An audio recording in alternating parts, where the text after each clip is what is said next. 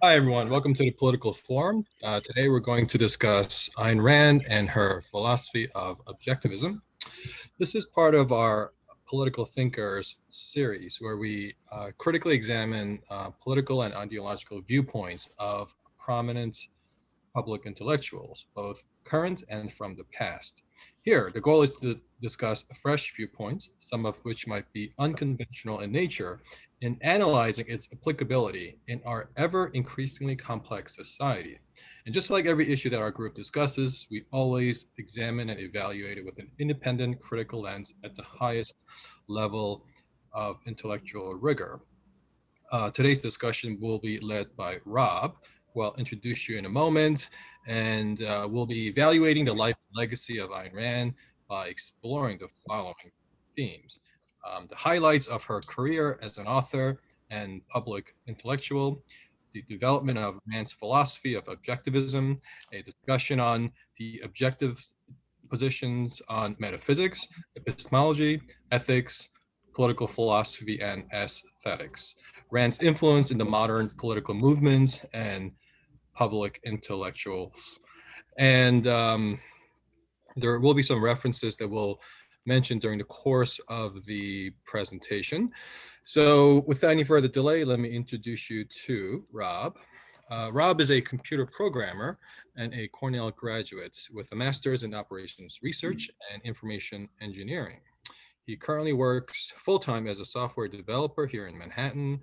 Rob co-runs a meetup group called New York Intellectual Discussion, which I highly recommend to everyone here.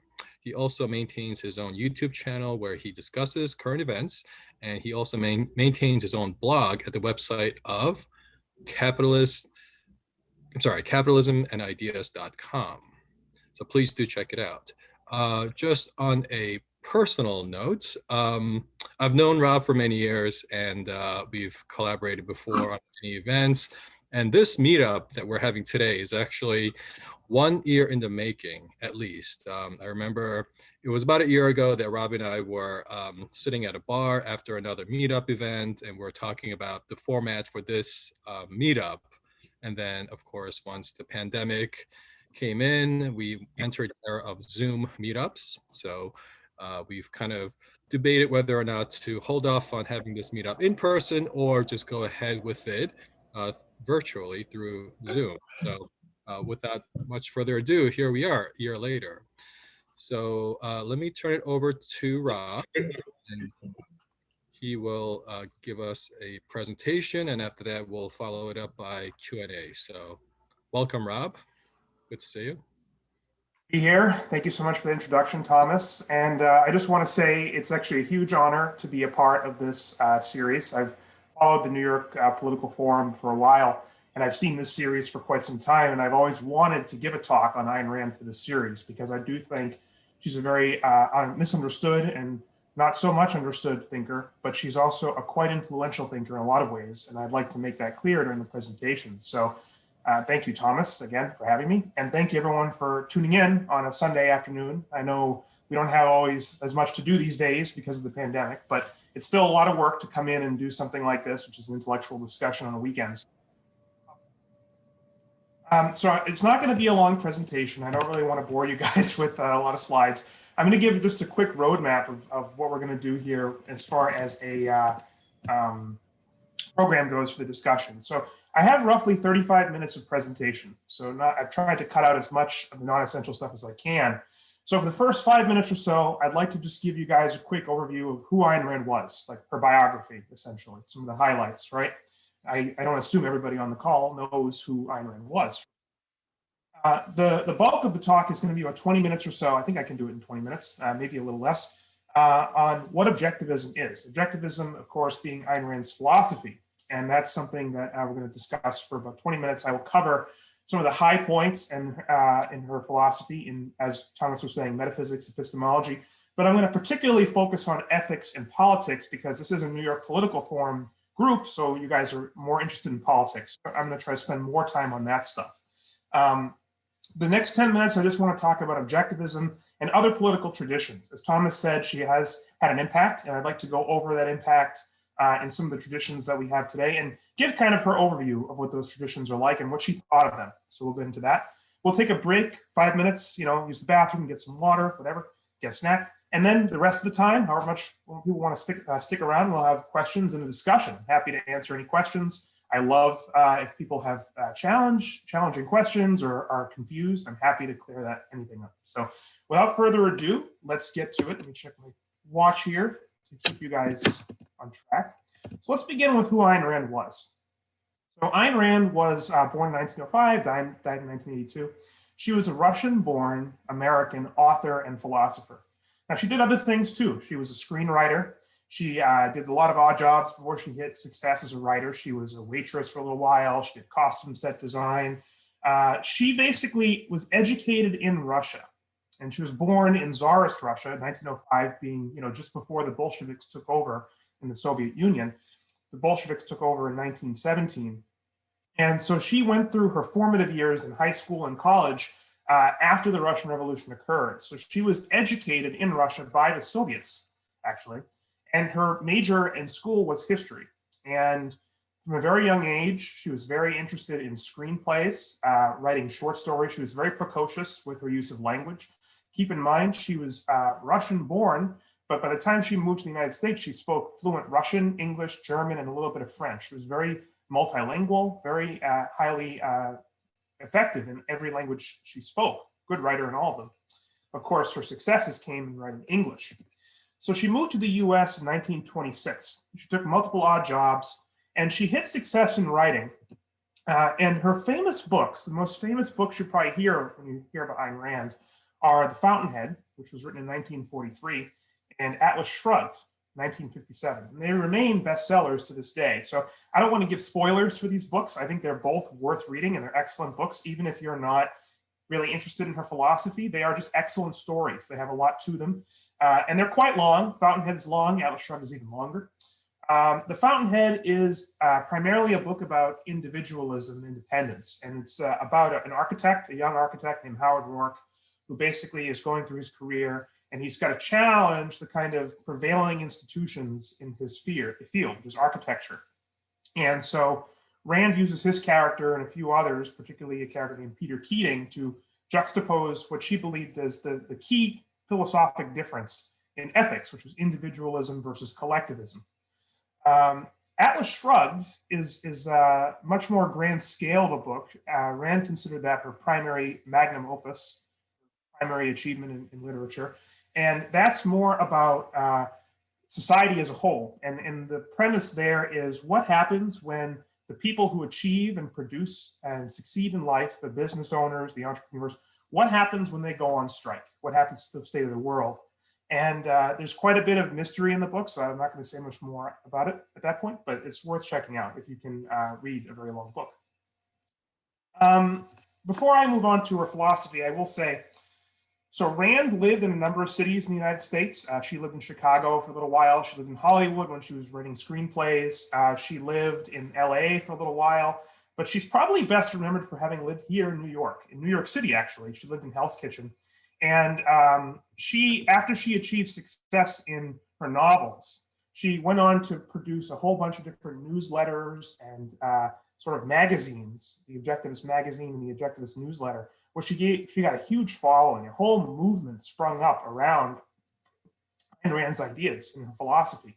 And she worked out her philosophy over the span of writing her novels. So initially, she thought of herself as a writer, primarily a fiction writer. And her goal as a writer was she wanted to portray the ideal man. That was her mission and her goal in literature. And so her protagonists are different incarnations of what she thought the ideal man, the ideal human being was, what that consisted of in terms of their traits and their qualities. She only really solidified and kind of worked out her philosophy after those successes, Atlas Shrugged and The Fountainhead. And one of her primary students was Leonard Peikoff. He was a trained philosopher, and he really helped sort of codify and standardize the philosophy and put it into a nice, coherent book called Objectivism, the Philosophy of Ayn Rand, which if you're interested in the philosophy of Objectivism, I would recommend. But we're going to get into more recommendations for reading at the end of the slides. I do have a reading list if you're interested. I also want to say, before I go any further, that these slides are available to anyone who's interested in them. So if you want to email me, I can email them back. I'll also provide Thomas a link to them so he can give them to the whole group if people want to get them. With that, let's talk a little bit about Objectivism, the philosophy. So now we're getting into the meat of her ideas. What were her ideas all about?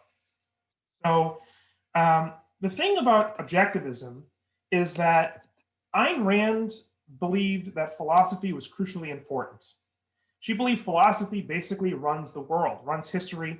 It determines science, it determines culture, it determines everything.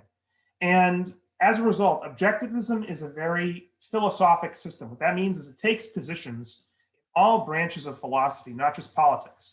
Now, people always remember Ayn Rand for her ethics, perhaps, or for her politics or advocacy of capitalism, but she had a lot to say on things like metaphysics, which we'll talk about what that is in a second.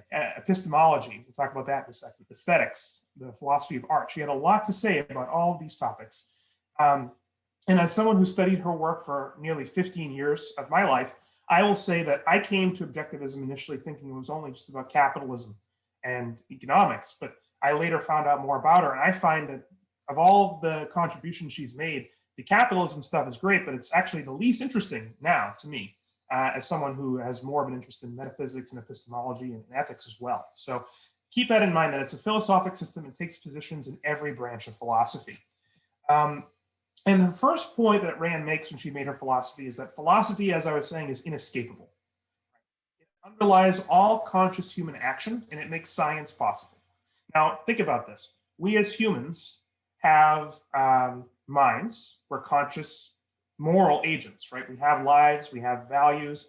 There's a big question everyone grapples with throughout the course of their life. What is the good? What should I do with my life? What should be my career?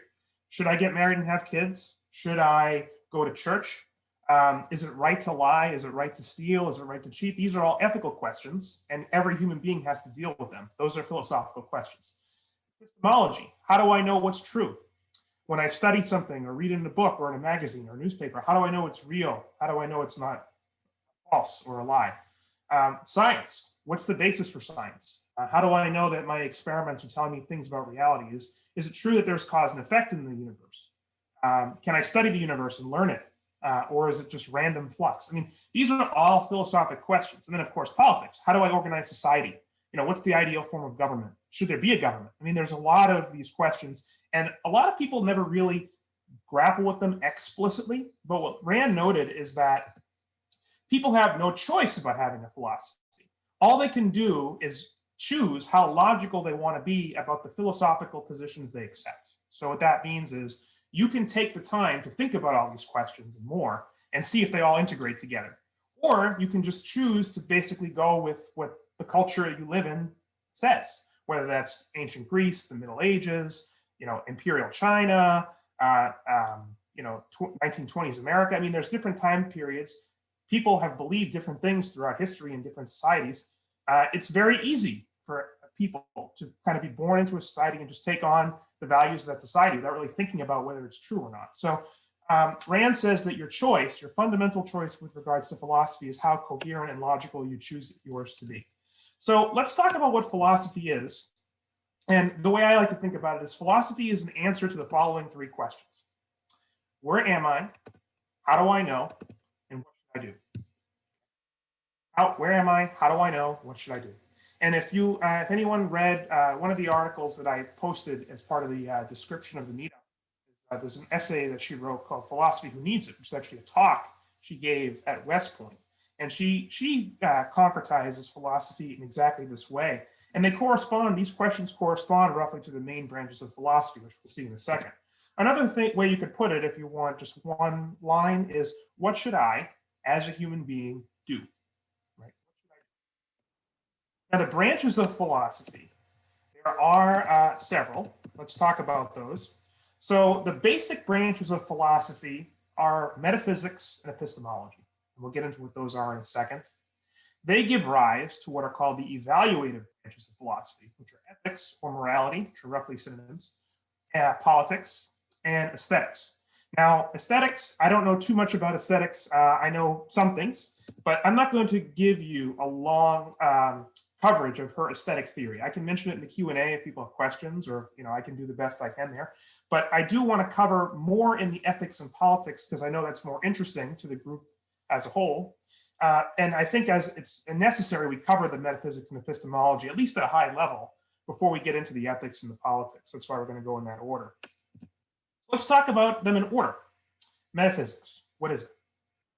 Well, metaphysics is the study of existence as such. Aristotle put it, being qua being, right? It's the study of the universe as a whole. It's reality as a whole.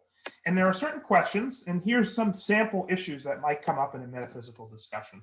Does the universe behave according to causal law or not? That's a metaphysical question. Is there one reality or more than one reality? Another metaphysical question. Is there a God? Are there supernatural entities or not? More metaphysical questions. So what is the objectivist metaphysics? What does objectivism have to say about metaphysics, about those issues we just covered? So let's just quickly summarize what it has to say about that. So objectivism begins with three basic axioms.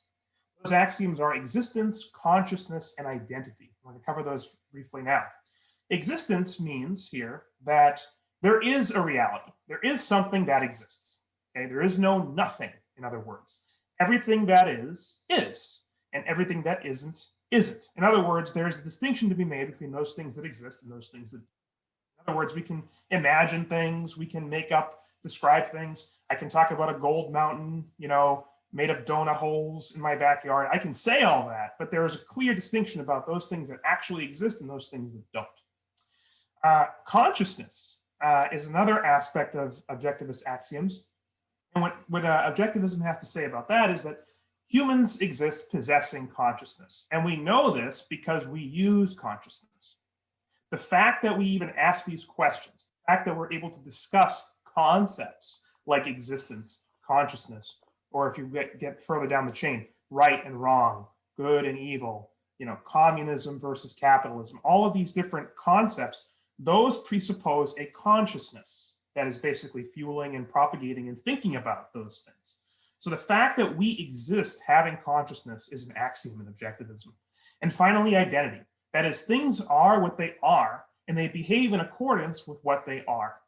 And that's sort of the second point here, that entities act in accordance with their identities. So if I take a baseball and I throw it and it hits a wall, it's not going to knock down a building.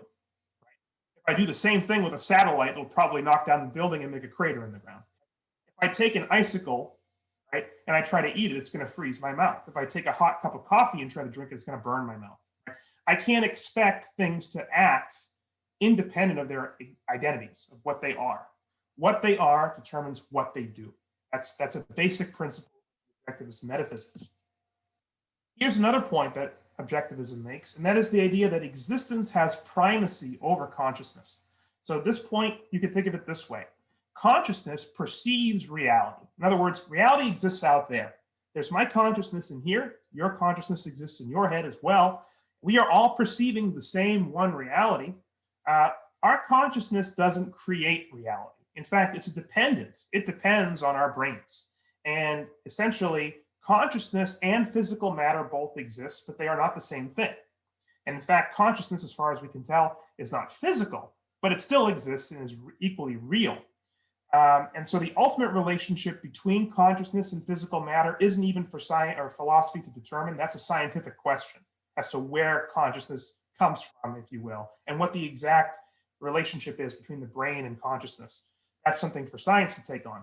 But objectivism holds that existence has primacy. In other words, wishing will not make it so. Me wanting something doesn't change the facts of reality. That's the idea of the primacy of existence. Finally, objectivism holds there is no God. Now, I put that here as just one sense, there is no God, because for objectivism, atheism is kind of a side issue. Objectivists don't go around parading their atheism. They don't. There is a movement in the culture today, and it's been around for at least the last 10 years. They call them like the new atheists, right? And these are people who make a big deal about being atheists. Now, objectivists are atheists, but they're equally don't believe in Santa Claus or gremlins or anything else that's unknown or imaginary. We don't make a big deal of God. We think that God, the idea of a God basically violates all the principles that we just went over: existence, consciousness, identity. For example, God is held to be an entity that has no identity or has an infinite identity.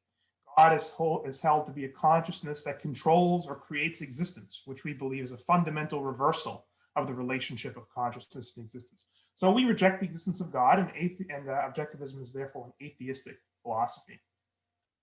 Now, that's the metaphysics. Let's talk briefly now about epistemology. We're going through here, branch number 2. Epistemology is closely related to metaphysics, the study of human knowledge, and including the proper means of acquiring and validating knowledge. So what are the issues in epistemology? Well, are your senses valid? Do they tell you what's really there or not? Is certainty possible? Or, can we only know approximations or probabilities? Does man acquire knowledge through reason, faith, or both? What's the primary means of achieving knowledge? Now, what does Objectivism have to say about epistemology? Well, quite a bit. We're going to cover just some of the main points, but there are many, many volumes written about Objectivist epistemology. One book I kind of want to plug is Introduction to Objectivist Epistemology. It really covers Ayn Rand's theory of epistemology, and particularly her theory of concepts, which are very important to Objectivism. But let's just summarize it. Objectivism holds that your senses are valid, and that the senses serve as the basis of all knowledge. Now, it doesn't mean that the senses are the be-all, end-all, because humans have the ability to form concepts. But all your concepts derive ultimately from material that you obtain through your senses. And this is a position taken not just by Objectivism, but John Locke, for example, held something very similar to this. And you could even read stuff in Aristotle that's very similar to this, that the senses are valid, they serve as the basis of all knowledge. Objectivism holds that man has free will. And where Objectivism believes free will exists is in cognitive self-regulation. Now, what does that mean? It means that Objectivism holds that your basic free will exists in your choice to think or not, to activate your mind or not. You have essentially control over your brain, your mind. You can either choose to think your way through situations or not. And the extent to which you focus and turn your mind on is the extent of what is truly under your control. So Objectivism doesn't believe, for example, that if I want to jump off the Empire State Building, free will says I can do it and survive it. We don't believe that we can will ourselves past existence, right? Because we do believe existence takes precedence over consciousness. But we do believe there is such a thing as having alternatives in life, and that humans are the kind of entity that can choose among alternatives, and that those choices could have been otherwise. And so as a result, man has free will. Now, I'm using a word here that maybe you haven't heard, percepts. It's related to the word concepts. I'll just read it and explain what I mean here. Percepts are automatic, but concepts are derived through effort. I would argue conscious effort. So a percept is something you perceive with your senses. So the sensory data, what you perceive, what you directly perceive, are your percepts. So if I pick up this can, right, this is a percept, it's perceptual, right? But the idea of can is a concept. That's something that I have to derive. And in fact, Objectivism holds that there is a validity and an invalidity to concepts. That in fact, there is a proper way to form concepts, and that one can be objective about forming concepts. Now, that's a massively controversial idea in philosophy today. Almost everybody across the board who's not objectivist believes concepts are subjective or arbitrary. Objectivism disagrees. I'm not going to get into all the details there. Maybe in the discussion in the Q&A, if people have questions about that, we can get to it. But this is a huge topic in Objectivism, and it's one of those things in epistemology that she really develops.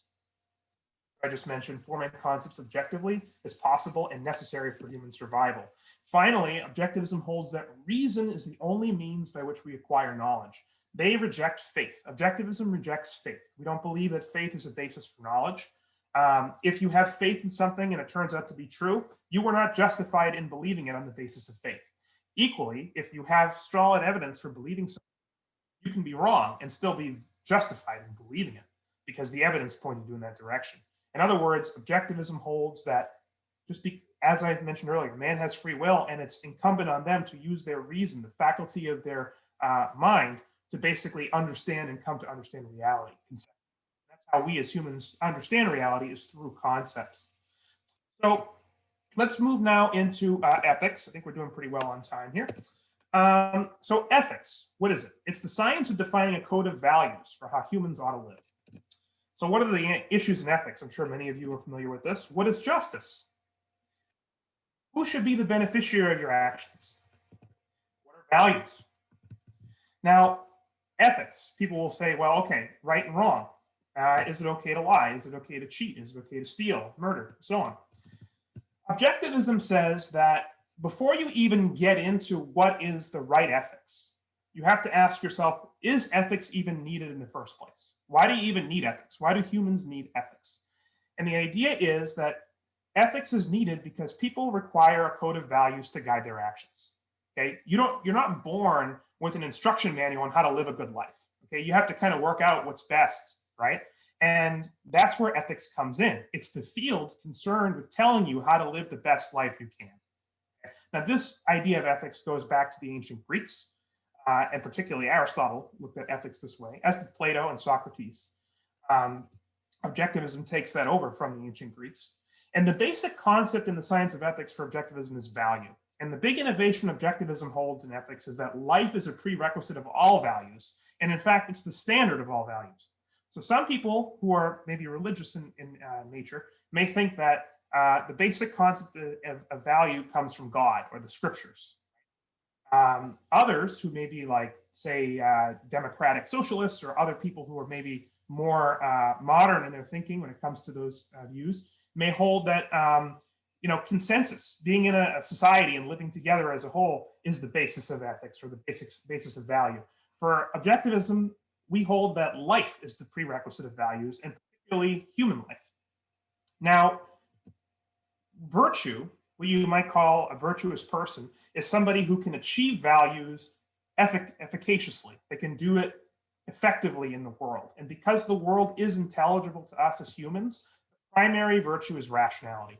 It goes back to what I was saying earlier about reason being the only means of understanding reality. In the same way, the basic means of being ethical or virtuous is to be rational. And objectivism believes in egoism. Now, egoism is the idea that man is the proper beneficiary of his own actions, and that man's ultimate purpose is to achieve happiness, which is a psychological reward for acting efficaciously and achieving your values. What this means is that your life, so human life, you being a human, right, that sets the standard for what your standard of ethics is. Something is going to be good or bad for you on the basis of the fact that you're a human being. So things that are good for humans, like friendship, shelter and clothing and food, all the basic physical needs, intimacy, having a rewarding career, having a conscious mind and being active, being social, having friends. These are all needs of humans. And these set the standard for what is ethical and what is not, what is good and what is not. And ultimately, your standard for your action should be your own life. Not the life of your neighbors, not the life of others, not the lives of strangers, but your own life. And so objectivism holds altruism, which is the opposite idea, the idea that one should sacrifice for immoral, that it's actually bad for people to follow this idea, and that it's inimical to living a good life as a human being. Finally, I'll say that this also fits under ethics, but it's a good lead into the politics. Objectivism holds that initiating force. Now, notice the word initiating. That's very important here. You can retaliate against somebody who's initiated force against you in self-defense, but initiating force against others is evil. And the reason it's evil is because it requires that they sacrifice their own rationality to avoid pain or death. Basically, they become your property if you don't kill them outright. Another way to put this point is people no longer become ends in themselves, which objectivism holds they are ends in themselves. Instead, they become a means to your end. And so objectivism, and Ayn Rand was very fierce about this, we hold that to be selfish, to be truly selfish, is not achieved by victimizing others. That victimizing others is actually bad for you because you're condoning a policy that will ultimately kill you as well when followed and acted upon by others in the society. And in addition, because there are other humans that you're dealing with, they are also conscious moral agents who can work, trade, and befriend you. They are potential values to you. So if you victimize them, you're actually hurting yourself. And that's one way to conceptualize the objectivist view of self-interest. And it's actually very hard on the objectivist view of egoism to be egoistic, to really not endorse sacrifice in any way, neither sacrificing yourself to other people as a victim or sacrificing them to yourself. Objectivism holds both ways of going about it are wrong. No sacrifice in the objectivist ethics is allowed. Finally, the last branch we'll talk about here is politics. And politics is a science concerned with a proper social system, particularly as regards the role of government. Now, what are some issues in politics? Is it proper for the government to tax its citizens? Should the government provide welfare services? What are rights and where do they come from? And there are many more questions along these lines. What does objectivism have to say? Well, objectivism holds that man has individual rights, and those rights are grounded in objective facts about his survival needs. As I was saying earlier, and I hinted at, other humans are of potential value to you. You benefit by trading with them. In fact, our society that exists today is only where it is because of the division of labor.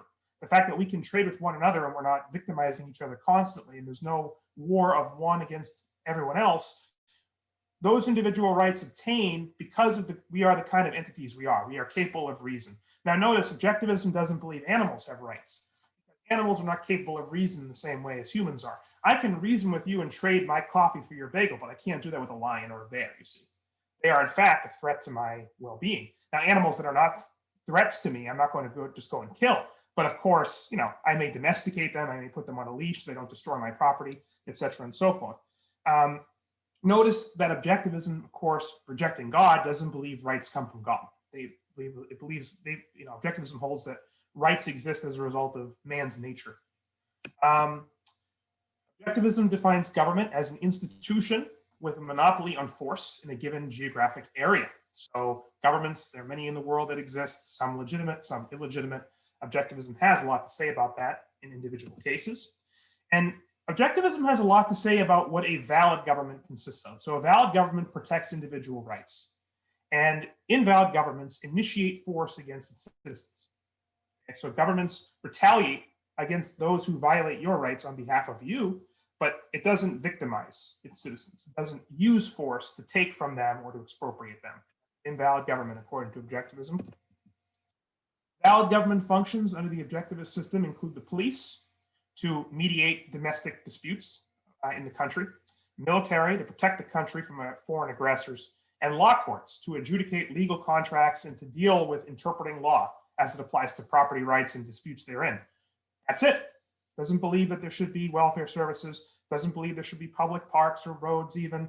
None of that is in for a government that's governed by objectivist principles. So we call this some would call this a minimal state. Objectivism would call this a limited government. And a republic is kind of the ideal form of limited government, according to objectivism. Ayn Rand had a huge regard, for example, for the United States, and particularly for the United States as it existed in the 19th century, when it was first created by the founding fathers to be basically concerned with individual rights and not the mixed economy we have today.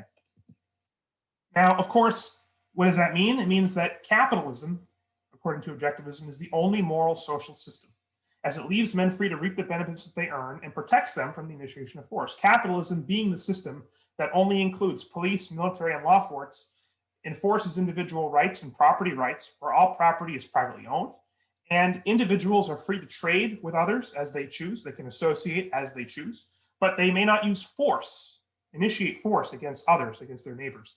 That would be a capitalist system. And note that there is a difference between capitalism and the mixed economy, which is what we have today. Now, I'm not going to get into the objectivist aesthetics, but I do want to just define quickly what it is. So it's the study of art. Okay? Ayn Rand had a lot to say about art. She thought it was very important to human consciousness to have art in your life. What are some sample issues in aesthetics? What's the nature and purpose of art? Do humans need it? Why? How do you measure the quality of an artwork? And those are all interesting questions. So we've basically gone through our galloping pace of objectivism. That's the philosophy. And I want to leave you with this slide because I think it's a great story and a great slide. Ayn Rand was once asked for a distillation of a philosophy, and she was standing on one foot. This was at a book signing. And her answer while on one foot was that in metaphysics, we have objective reality. That's the Objectivist Metaphysics. Epistemology, reason. Ethics, self-interest or egoism. Politics, you've got capitalism.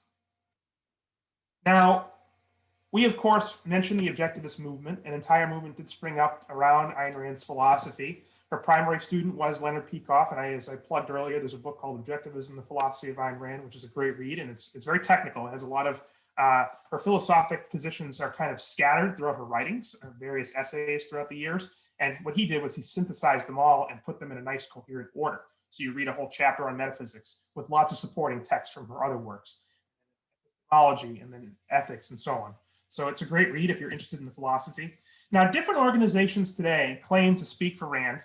Feel free to ask me about those in the question period. I'm not going to go into them now. I have my own estimate of them, whether they're good, bad, effective, ineffective. I can talk about that. And I just now want to end my presentation, as promised, with just going over Objectivism, what it has to say about some of the other traditions today, particularly political traditions.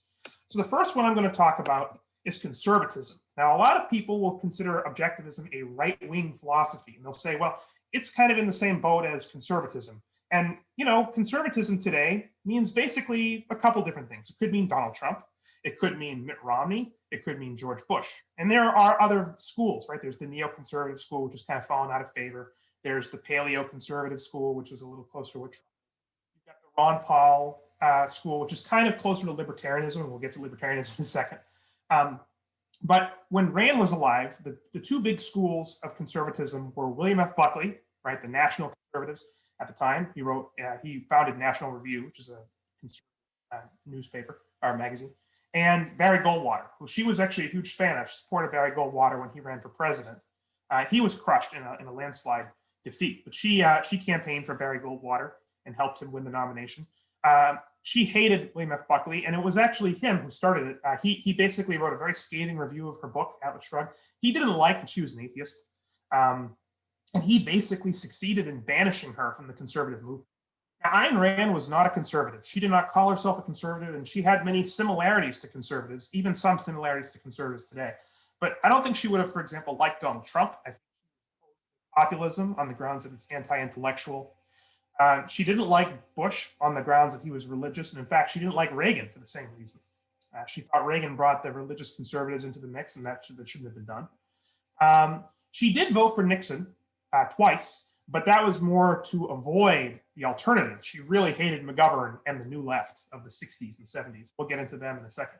But in a nutshell, what does Objectivism have to say about conservatism? Well, she believes they're kind of mealy-mouthed compromisers. She believes they can talk the talk when it comes to capitalism and economics, but they never really follow through when they're in power. Conservatives like to tinker. They like to regulate just as much as the left does, but they regulate different things. You have the moral majority wants to regulate who you can go to sleep with and whether you can have an abortion or not. You've got various church-state issues with conservatives. And then, of course, the neoconservatives want to export democracy to other parts of the world and become the world's police, basically. She had problems with all of those views. And so she was opposed to conservatism. She thought that, she called them the mystics of mind. And then the left, she would call them mystics of muscle, which we'll get into why that is in a second. But she didn't like conservatives. She rejected conservatism. And, you know, there were individual conservatives that she liked, but she remained pretty aloof. Let's talk about libertarianism. That's another one. Now, a lot of people will put Objectivism in with libertarianism, and there is better grounding for this because Rand had a huge impact on the libertarian movement. That went one way, though. She actually despised libertarians in her lifetime. And the reason is because libertarianism is not a philosophy. What it is a political tent. It's a political position. And today, when you talk to people who claim to be libertarians, they can be basically anything under the sun. They can be religious or not religious. They can be what you might call like libertarian socialists. And, you know, they are really about police brutality and that kind of thing. Others are what you might call right-wing libertarians. And they're basically the same as Objectivism in politics, but they maybe are flirting with anarchism, which she rejected anarchism.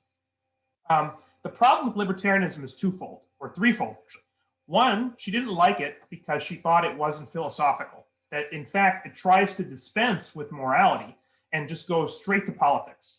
The libertarian politics says that aggression is wrong, but it doesn't actually provide a philosophic foundation. And so it's basically a political philosophy without anything else. She didn't like that. Number two, she thought they plagiarized her ideas without giving her credit. There's a lot of basis for this. Some of the early libertarians, John Hospers and Murray Rothbard, actually knew Ayn Rand quite well and spoke with her and socialized with her for many years before they broke. And so you can see in their writings the influence of Ayn Rand without any of the credit. In fact, they wrote a lot of bad things about her. And finally, the thing with libertarianism is that it's fundamentally a negative. So libertarians believe government is a necessary evil. They tend to be anti-government, right? And particularly they'll say they don't want a big government. The problem is objectivism doesn't actually care, to be precise, they don't really care about the size of the government. What they want is the government to do proper things. So it can be big or small, it doesn't matter. As long as it's limited to its prescribed functions, then it's valid. So the size doesn't matter one way or the other. And in fact, objectivism believes government is necessary. We don't believe in anarchy. So we don't see it as a necessary evil, we see it as a necessary good. So you can think of it as objectivism is pro-limited government and libertarianism tends to be anti-government. And that's, let's talk about Marxism and social democracy. Now, Ayn Rand grew up in the Soviet Union. She had a lot of negative things to say about communism and Marxism. One of her books was We the Living, which is a fiction book, and it's partly autobiographical. Time living in the Soviet dictatorship. She didn't distinguish really between Marxism and social democracy in this sense. She believes they're both trying to achieve the same thing, which is elimination of individual rights, and particularly property rights, in favor of basically totalitarianism. And that she described the difference as one of murder versus suicide. She declared, she believed that social democrats wanted to basically vote their way to a socialist state where there was no private property and everything was owned by the government. So essentially, dictatorship by consensus. And as a result, Rand had a lot of scathing things to say about democracy in particular. Of course, she's joined by the founding fathers in that sense. They were not fans of democracy either. If you think that she's a kook for not liking democracy, just read Madison on democracy or Hamilton.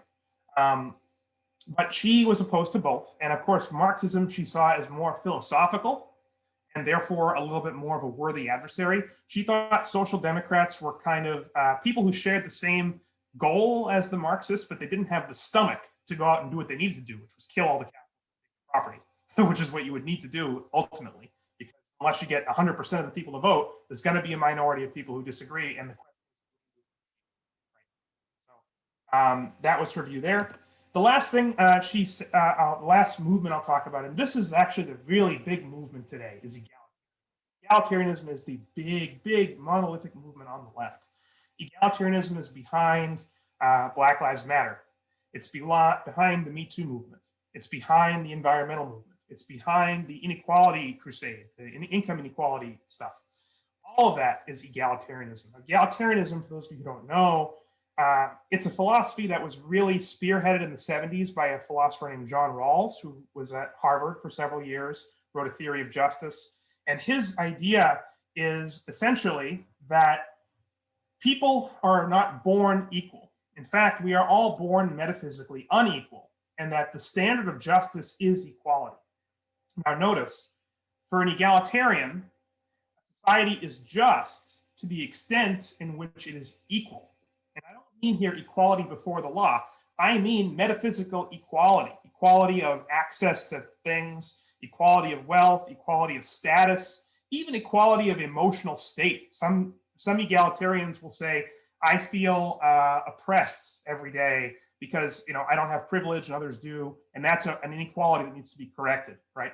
Egalitarians want that end state, but they are not really picky on how you get there. Now, some egalitarians will say you can prop up or raise up the poor or those who are lower, but there's another way to achieve equality, and that's to cut down the high flyers, as one egalitarian philosopher, Peter Singer, puts it.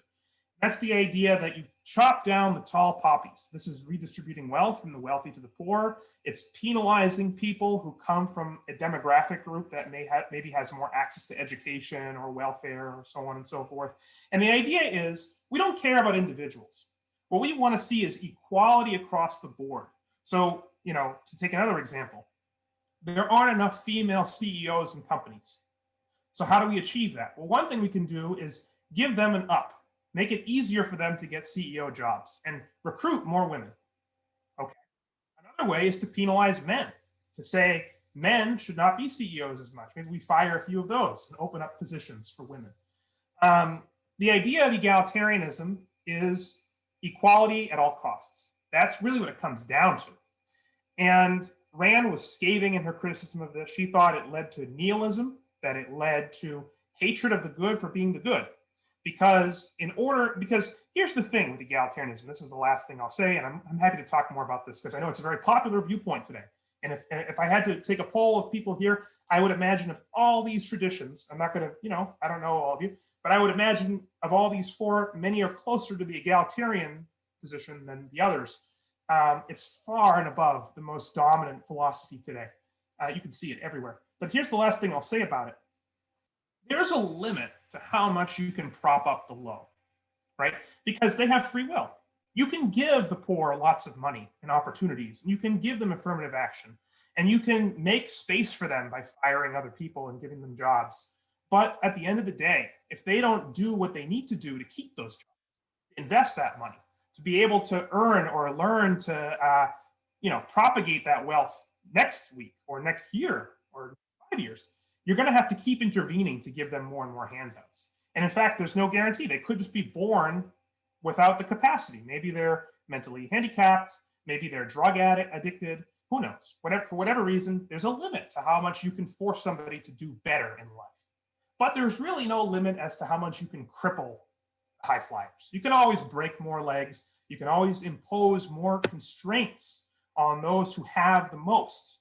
And so Rand believed that if you took this view seriously, it would lead to the destruction of society and actually a penalizing of the good for being the good, the virtuous. So she was very scathing there. So that's it. That's my presentation. Thanks for listening. I hope you all enjoyed it and learned something. As promised, I have some resources for you guys. The first several titles are books by Rand on various things. And then below her biggest student, Leonard Peikoff, has some excellent books as well. There's many more, but I figure if you've never heard of Ayn Rand, this is a great thing to get you started. So thanks for having me. So that's it. Thanks, Rob. And we're just going to pause the recording for a few minutes. Okay, so we're back on, and now we'll move to the Q&A part where I'll ask some questions to Rob, and then for those of you who want to chime in, feel free to raise your hand. So the early part of the presentation had talked about Ayn Rand as a person, as an author who immigrated to the US. How much do you think her philosophy was shaped by her direct experiences from the Russian Revolution? So I get this question a lot, actually, and not just me. Anyone who espouses Ayn Rand's ideas and talks about Ayn Rand gets this question because the I don't think it's a bad question, but there's a certain premise, I think, underlying the question, which is, maybe her ideas are extreme, and these extreme ideas only came about because she was exposed to an extreme, namely the communist dictatorship of the Soviet Union, which was, not typical, right? It's not like every country has that. Maybe it influenced her to go too far, so-called, on the capitalist side as a reaction maybe to the communists. And I think she rejected that, and I would reject it too. And you can see why it's easy to reject this, right? Because there are many, many people born in the Soviet Union and lived there. And they did not go on to espouse capitalism at all. So this seems to be peculiar to her. And by the same token, there are people born in the United States, in capitalist America, who espouse Marxism or socialism. So I think that there can, and I kind of hinted at this earlier on in the talk, people have the ability to kind of drift with culture. That's you can always do that, and many people do. And in fact, it's hard to not do that in some aspect of your life. Think about clothing, right? I wear t-shirts and jeans. I don't think about that every morning and say to myself, wow, should I really be dressing myself in these clothes? Is this like a good presentation? Am I conveying a professional demeanor? Is this how I want to look? I mean, the culture just kind of accepts it. And so I kind of am on drift mode when it comes to what I wear, right?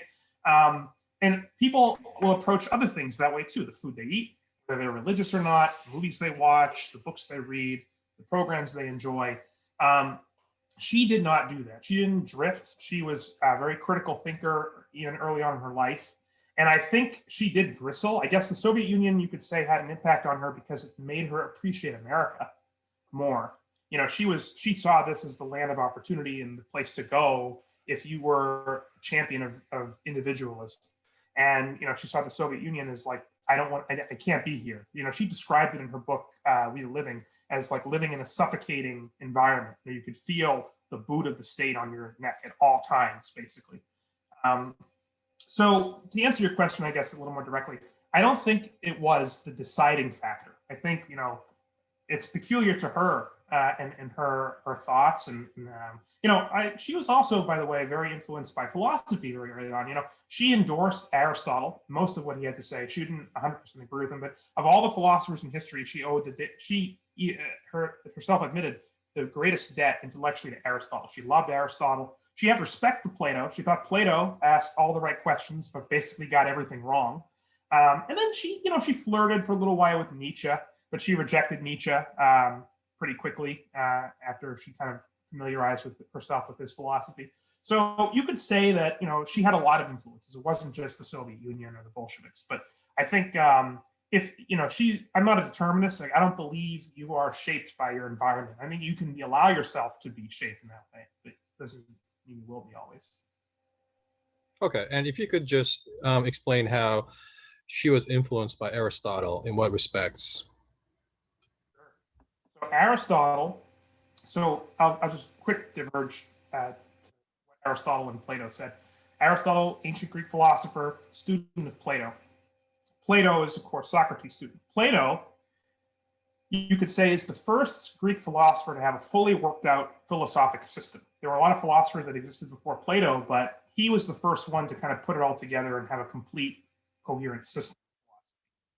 Aristotle started his career as a Platonist, basically took over a lot of Plato's ideas, but then he criticized a lot of Plato's ideas.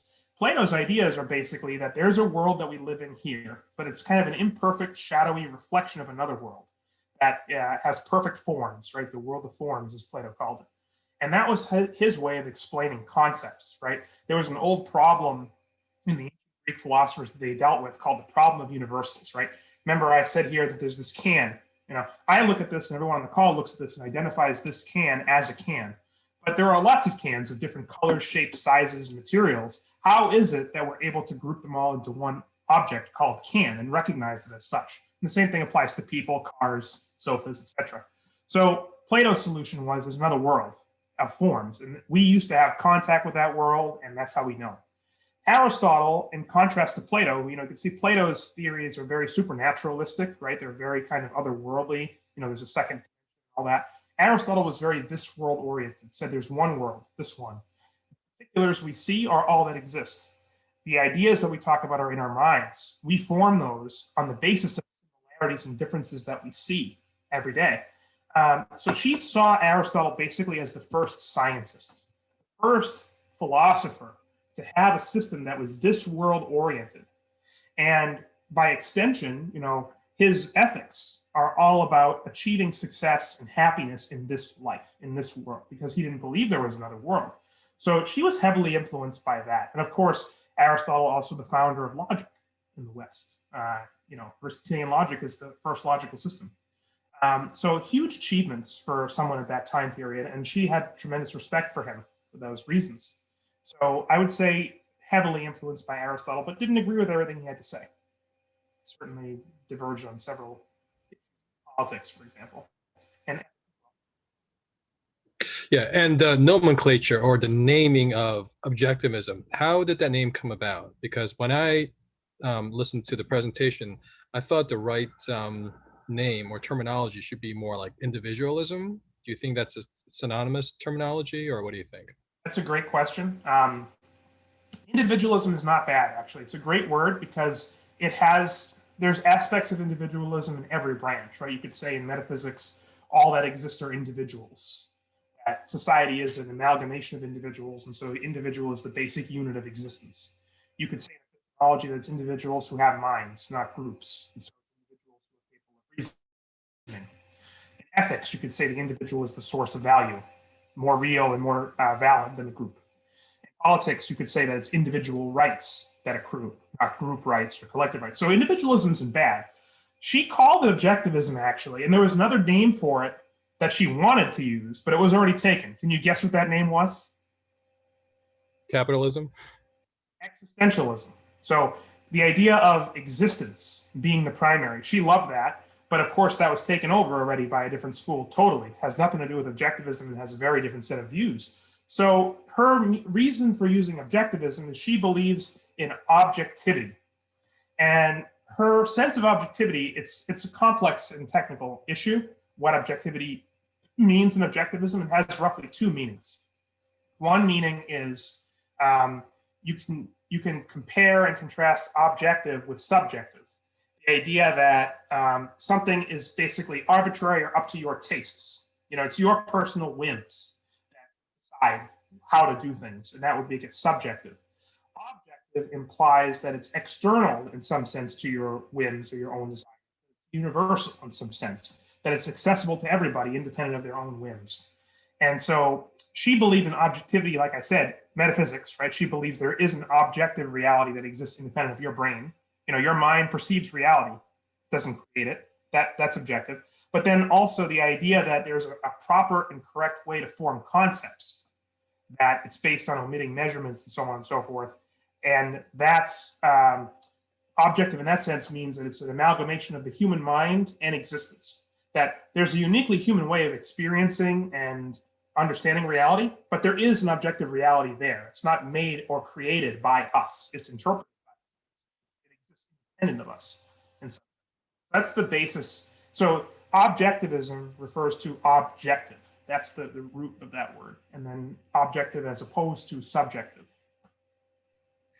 But when you look at the objective perceptions by human beings, you can make an argument that each of us have different perceptions based on certain hypersensitivity of our senses. Some people are colorblind, they have other limitations on how they perceive reality. So isn't it a safe statement to say that not everyone has the same perception of reality or the same understanding of existence? Or do you think that's not a true statement? Right. So this is a great question. This actually goes back to the ancient Greeks as well, this idea. So trying to remember, there was a school called the Sophists, and they believed, there's a famous quote, I'm forgetting who it was, but it's man is the measure of all things. And the idea is that your perception is uniquely yours. And there's lots of examples they give. The colorblind man, right? Some people who are colorblind, they see different objects as different colors than the rest of people, the human race. If I take my two hands and put them both into different cups of water. So I put one hand into a boiling hot cup of water, another hand into ice cold cup of water, and then I bring both of those hands into a lukewarm kind of middle temperature. This hand is going to feel really cold, and this hand is going to feel really hot. There's many other examples like railroad tracks, right? Optical illusions. They are in fact parallel the whole way, but if you go far enough away from them, they look like they converge in the distance, right? It's an optical illusion. A stick bent in water, another example. This goes back to Aristotle. If I take a stick, it's straight, I put it in water, the refraction of the light waves makes it look like it's bent. So in that sense, they say, well, your senses are deceiving you, aren't they? Objectivism says no.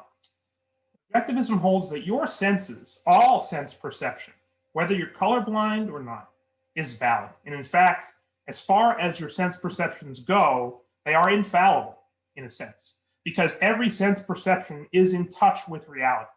Now, we have to distinguish, though, between what your senses convey and your interpretation of.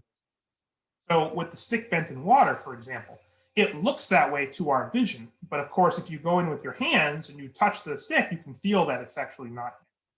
So your senses are disagreeing in the sense on that point. You have to then study nature and say, well, light travels at a different rate, speed in water than it does in air. And so it produces this image that it looks like it's bent. You've explained the phenomenon. Your senses were crucial in getting you to that explanation, you see. You would never have come to that fact without the sense of sight showing you that it was bent. But you have to distinguish between what your senses are showing you and your interpretation of those senses. And it's very easy to make a judgment, a snap judgment, and say that my senses relayed that to me, but they didn't. What they did was they relayed something to you and you made a conclusion based on what they showed you. So in a sense, you're never entitled to say that my senses alone give me absolute knowledge of reality in a sense that no one else can say it's different. All I can say is my sense organs relay this to me in this form. So in other words, we make a distinction between the form of our perception, how it appears, and what it really is. What's behind that form? Like, what is it actually, right? And you could say that we are all in touch with the same entity. At the end of the day, there is one entity. It is one way. And our form of perception may differ, but that just means that we are perceiving it in a way unique to us. One more example I'll give, because this is a pretty technical epistemological point. Bats, right? Bats perceive with echolocation. Dolphins do this too. What they do is they don't see things the way we do with light waves. What they do is they bounce sound waves off of objects. And the reflection of the sound wave to them, they receive that and they're able to make a contour image of whatever it is that's reflecting those sound waves. They are seeing, in a sense, in a very different way, a different form than we are, but there's still, at the end of the day, one object that we're all perceiving, right? It's there objectively. What we can say is the bat's sense perception is valid, just as valid as ours. But we have to use our senses and our reason to come to conclusions and make inferences that we may not have immediate access to.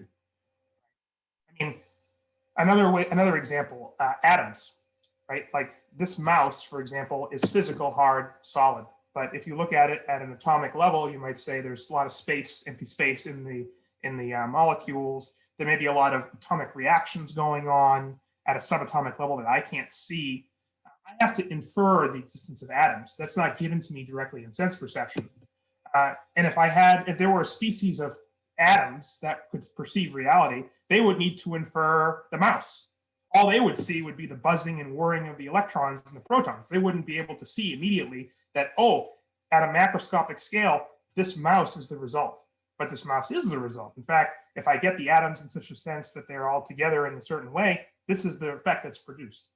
And so we all perceive reality in a form that is unique to us, but it's the same reality. That's really what we're getting at. That's a very long answer, but does that help at all? Yeah, it does. Yeah. So speaking of perceptions, and again, I know, all these books talk about, man's rights, man's, egoism and rationality. I think that is like a gender neutral terminology, right? I think back when these publications were made, man meant everybody. It's just not, one particular gender. Is that a correct interpretation? Yes. Okay. So the man's perception, again, man, I'm talking about everybody. Do you think it's a fixed constant, or do you think our perception of reality could be advanced through, let's say, technology by way of artificial intelligence and other conditions?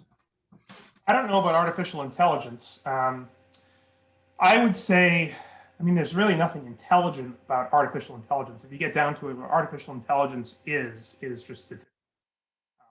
Basically using statistics in a way to make future predictions on the basis of past occurrences.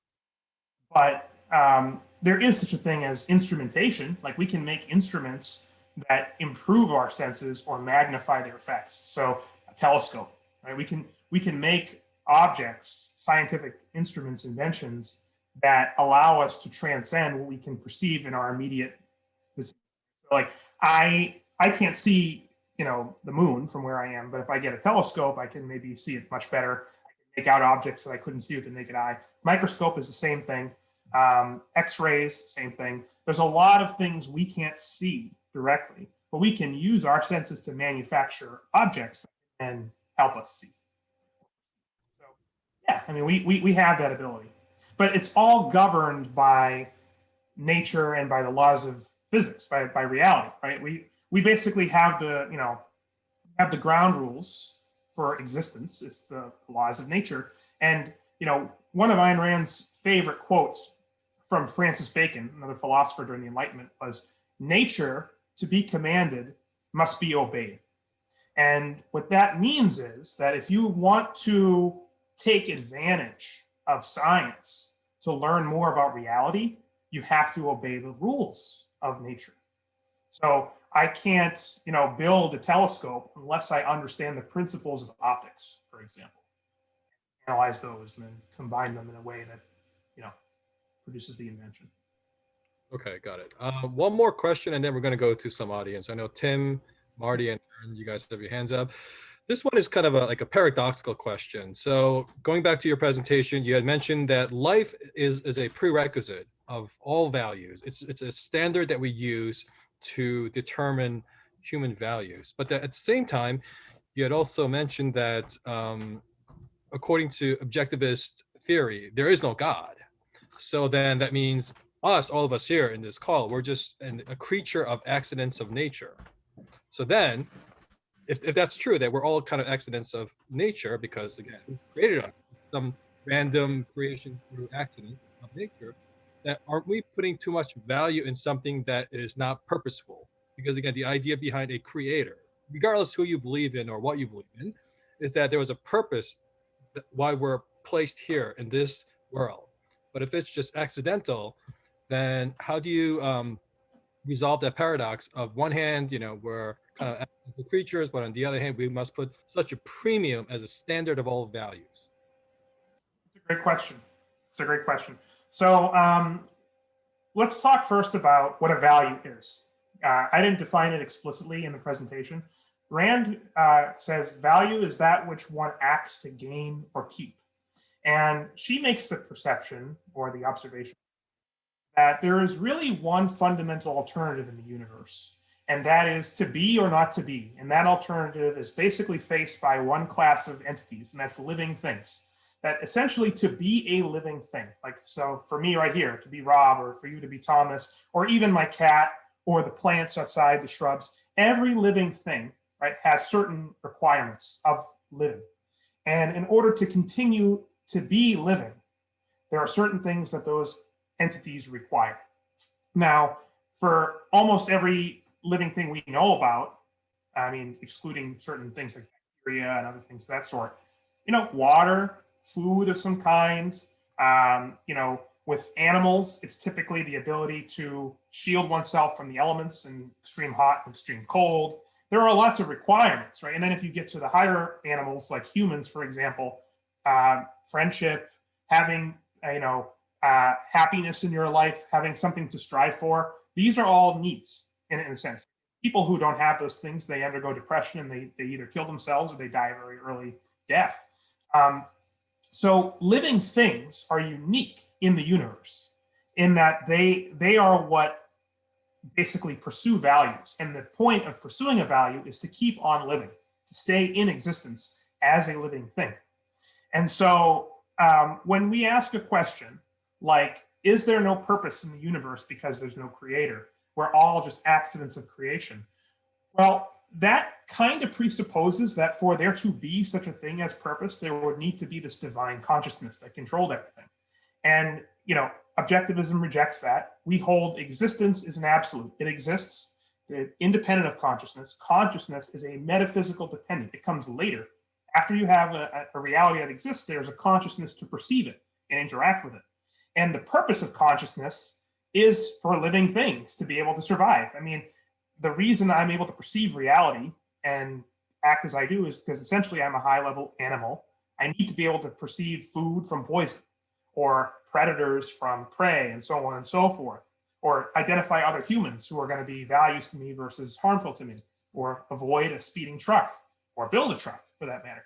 I mean, our consciousness is a tool in that sense. It's a tool for us to keep on living and to obtain our values in that way.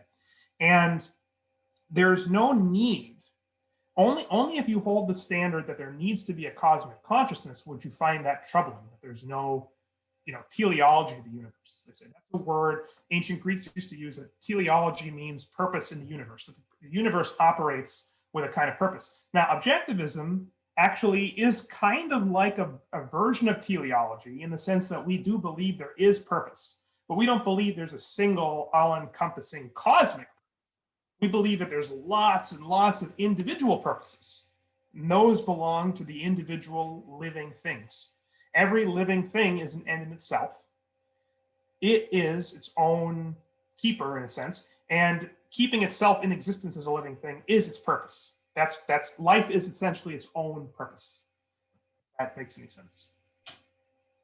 Yeah, life is a self-containing unit, and the sole purpose is to keep it perpetuating and to live as long as possible without any rights infringed. Okay, that clarifies. All right, thanks for that. Let's go to some questions. So let's go with Tim, Marty, then Aaron. Good, Tim. Hi, Roberto, thank you for your presentation. I just wanted to ask you to comment on two things. Me personally, I've read just a little bit of Ayn Rand. I read a lot of the Atlas Shrugged when I was younger, but never finished it. I've never read The Fountainhead. So the first thing I wanted to ask you to comment on is just to comment on the rape scene, because, that's often mentioned to disparage her. And also, if you can comment on the downfall of Sears, because the media has blamed the CEO for instituting Objectivism into the company as for the reason for the downfall. So, if I Google Ayn Rand, this is the stuff that comes up. I'm just wondering if you can. Yeah. Thanks for that, and good questions. So before I answer your questions directly, I just kind of want to deal with one issue. And this is, I have never seen another thinker as maligned personally as Ayn Rand. When people talk about Aristotle, Plato, Kant, Hegel, Nietzsche, even Marx or Engels or any of the other guys, you never really hear as much ad hominem attacks. And often people try to restrain their criticisms or their praise in terms of their ideas. Rand, for some reason, people love to smear her and to attack her character as though that's a substitute for attacking the ideas. And as you noted in your question, and as I can see actually in the comments, there's a tendency to bring up this rape. So I'm not going to go into all the details of the book's plot because, again, I don't want to spoil the book, and it's a whole book. I'm not going to spend every artistic choice that she made. But you have to remember something about Ayn Rand, and that is she was, especially when she was writing The Fountainhead, first and foremost an author and a dramatist. She wanted to create interesting plots. She wanted to make really interesting and compelling characters. And when it comes to the interaction between the two characters you're mentioning, so Rourke being the protagonist, the male protagonist, and Dominique being the other protagonist who he essentially rapes, right? The idea behind the scene is that it's actually a complex interaction between the two. The context is that Rourke has already basically been defeated, at least for the very first part of the book. He has a huge series of setbacks, and it appears as though he's kind of down on his luck. Dominique is not in quite such a position, and she kind of makes it her mission to kind of ruin Rourke, at least in the beginning. And she does this primarily because she doesn't want to see him pilloried and crucified in public. She thinks if this guy can get moved off the map and I can kind of dispense with him and destroy him privately, then these villains in the novel will not have an opportunity to take this wonderful person who I admire and think is a great man and basically make a public spectacle, good destroyed in that way. And so she kind of makes it his permission, at least in the beginning when she first meets him, to kind of hurt him and ruin him. And he picks up on this, and there's this kind of banter, very tense, and it's a lot of reading between the lines. And in fact, when asked about this exact issue, Rand herself said that it wasn't actually rape, but it actually happened through engraved invitation if you read between the lines and read the subtext of the character's motivations. And particularly, especially, and of all people who could comment on this, Rand is the number one person because she even described Dominique, the character who allegedly got raped in the book, as essentially her on a bad day. That's how she described the character. So she put a lot of herself into her characters, and she did not, and the other thing about her is she was opposed to naturalism in art. What that means is she didn't like art basically mirroring real life. She thought art should be kind of inspirational in a sense, and that it should represent the artist's perception of what is the good. And that's a paraphrasing of her school of art. We haven't really got into her school of art, but to look at that story, that event, and to say, wow, she is condoning rape on the grounds that this scene occurred, is to totally miss the point of her art and to totally miss the point of her characters, and to basically make what she would call concrete bound judgment on something that has nothing to do with the concrete. So that's what I would say about that. I don't really want to talk much more about it aside from that, because I'm not an expert in her art or just art generally. That's just my view of that issue. The other question I can answer much quicker about Sears. I actually don't know the story you're referring to. I don't know who the CEO was, but first of all, the media don't know what objectivism is. When someone says, well, there was too much objectivism in this company and that's why it failed, I would challenge them to define objectivism and actually provide a coherent articulation of its positions. Most of them believe, for example, that objectivism means what you might call sacrificing others for your own sake. Like, for example, if I am an objectivist, I don't hold the door open for people because I'm a selfish bastard. I would rather go to the bar and fraternize with a bunch of really cute women in their 20s than stay home with my wife and kids because I'm selfish. That's not what objectivism says, because objectivism holds that to be selfish requires that you act in your long-term self-interest. And it doesn't serve my interest if I want to have a family and children to go and fraternize with people outside of my marriage. Right? That's not selfish. That's whim worship. That's me acting on my emotions in an irresponsible way. So my point here, giving that example, is I think many people misunderstand objectivism. So I wouldn't say that there's no company today that's going to succeed or fail due to objectivism being used in the company. There's so many other factors to blame. I mean, there's the Federal Reserve, there's the pandemic, there's the fact that we live in a mixed economy where everything is regulated, the fact that they're pushing for a $15 minimum wage. I mean, there are so many factors that will influence how a company performs today. Unfortunately, we don't live in a capitalist society. And so there's a lot that's dependent on what Ayn Rand would call the aristocracy of pull, which means how much can you achieve by greasing the wheels of government legislation to favor your company as opposed to your competitors. There's a lot of that. And Ayn Rand was a scathing critic of anyone who would use governments to further their own business interests. She hated the what she called like the Oren Boyles. If you read it, Atlas Shrugged, there's a character called Oren Boyle who represents this type. You know, he's a businessman allegedly, but he doesn't really produce anything. All he does is lobby the government to pass laws that give his company privileges and then to make it harder on his competitors. She rejected that. So does that answer your question, Tim? Thanks. Okay, thanks, Tim. Let's go to Marty, then Aaron. Marty? Okay, Marty. Okay, yeah, no, I just had to unmute myself, that's all. Okay, thanks. I have a few questions. My first one is a difference between Murray Rothbard and Rand was regarding pollution. In For New Liberty, which Rothbard wrote in the 1970s, he was a adamant environmentalist. He said that, and I agree with him, by the way, you know, that pollution is a physical attack upon us, and it's the government's role to protect people against physical violence, and pollution is physical violence. On the other hand, I read both The Fountainhead and Atlas Shrugged in the 80s. I don't remember much from the book. I remember I enjoyed them, otherwise I wouldn't have completed each of them. But the one scene that I do remember is when one of the characters is driving at night and going through the country and lamenting, oh, this is horrible. You know, there's nothing here but trees and stars. I wish there were buildings and smokestacks, because, she's all about building and very anti-environmentalist.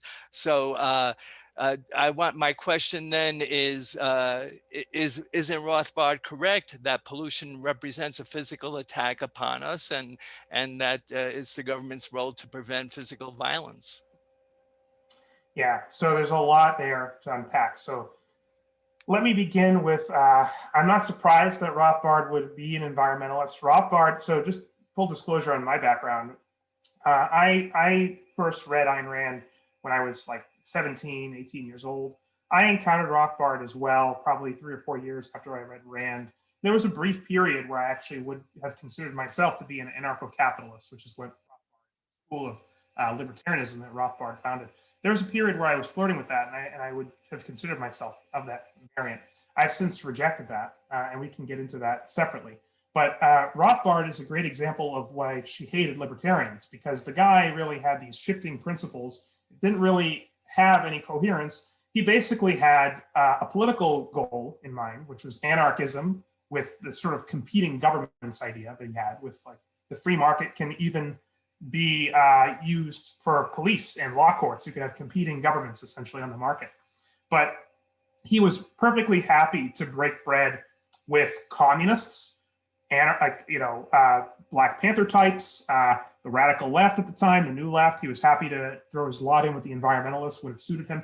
He also joined forces with the paleocons and Pat Buchanan at another point. So he was kind of all over the map. And he even broke bread with religious conservatives. So I would say he was more of a political operative than a philosopher. On the other hand, the issue of pollution, I think, is an interesting one. So I don't think that you can read her fiction and the characters lamenting trees and forests and boulders in favor of smokestacks and skyscrapers to mean that she therefore believed it was okay for me to dump toxic sewage in my neighbor's yard. Again, the issue of pollution. So again, you also have to clarify what you mean by pollution. So pollution, if you mean a byproduct of some process that is harmful to those who ingest it or come near it, that's something that would be dealt with by property rights. It's a private property issue.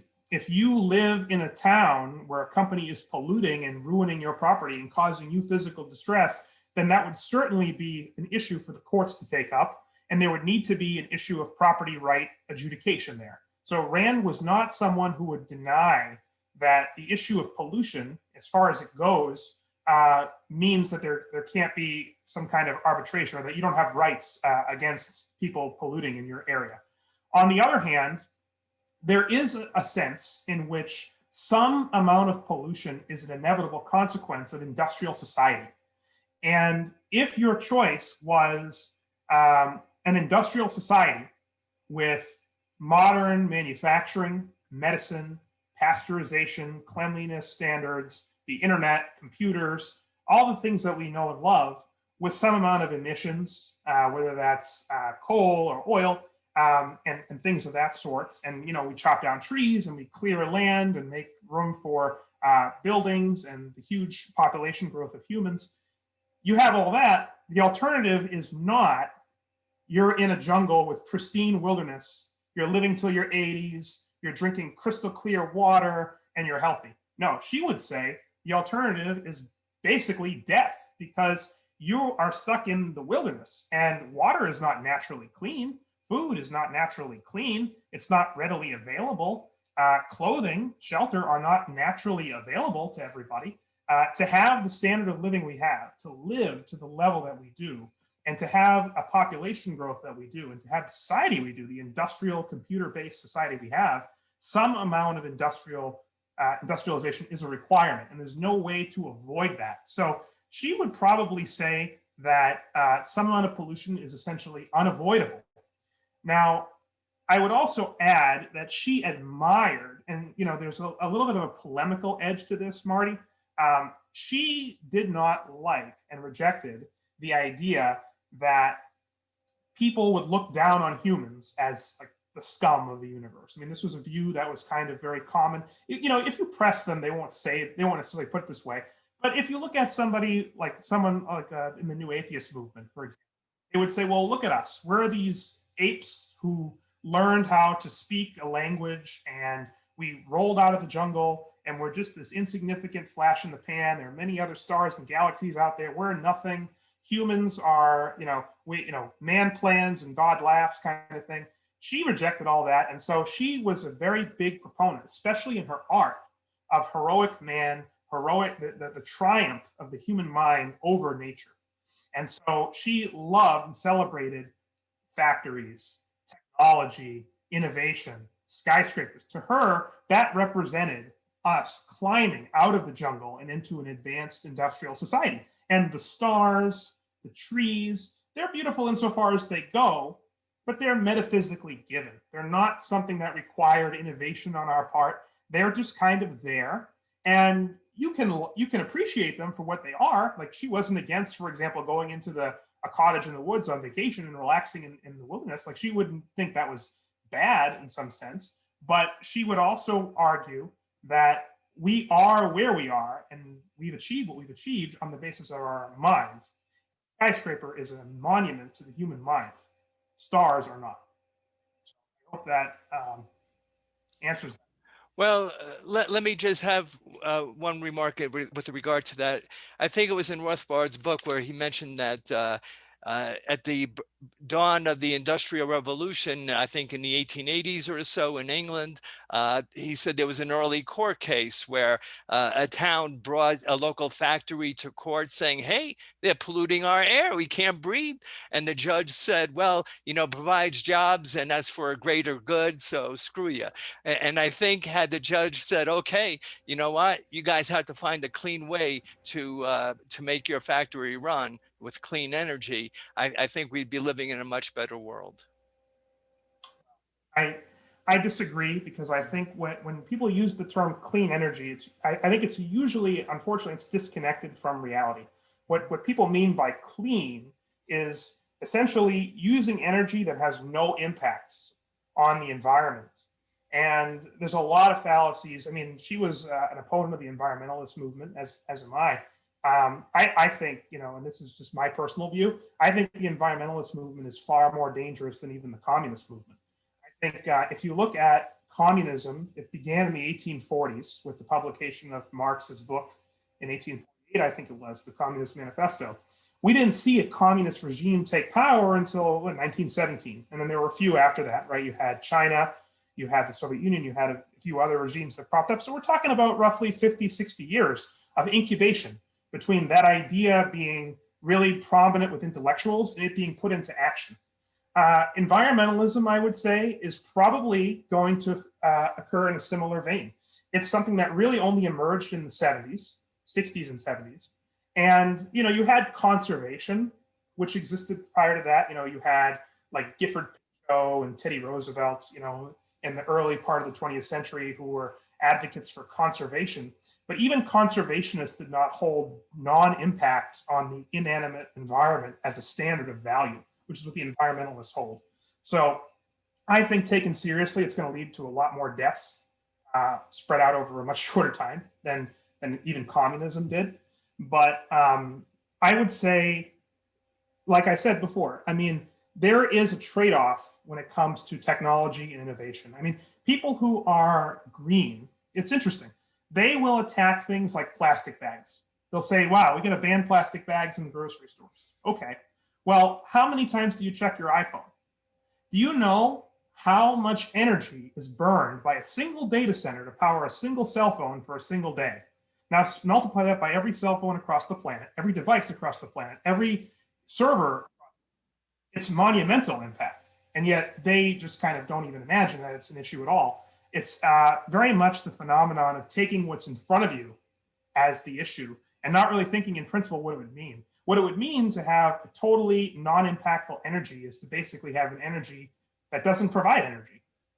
That's the end result. I mean, if you're talking about England in the 19th century, there's definitely stories of the smog and, there's the soot covering the trees and things like that. And it wasn't healthy, it wasn't good, but it was an important transition between primitive non-industrial society and a later industrial society that got more efficient.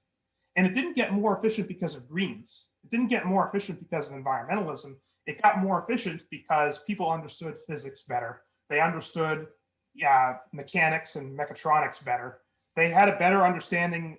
Later, you had atomic energy that comes out of physics directly. I mean, as we understand more about reality, it's not like people who advocate for energy want to see people die of pollution. That's not our goal, right? Our goal is to live long, prosperous, healthy lives. So if we could have a world with energy to the extent we need it, which is constant, plentiful, reliable, spread across the entire world, if we could have that without having any impact on the environment at all, we'd take it, but that's not a possibility.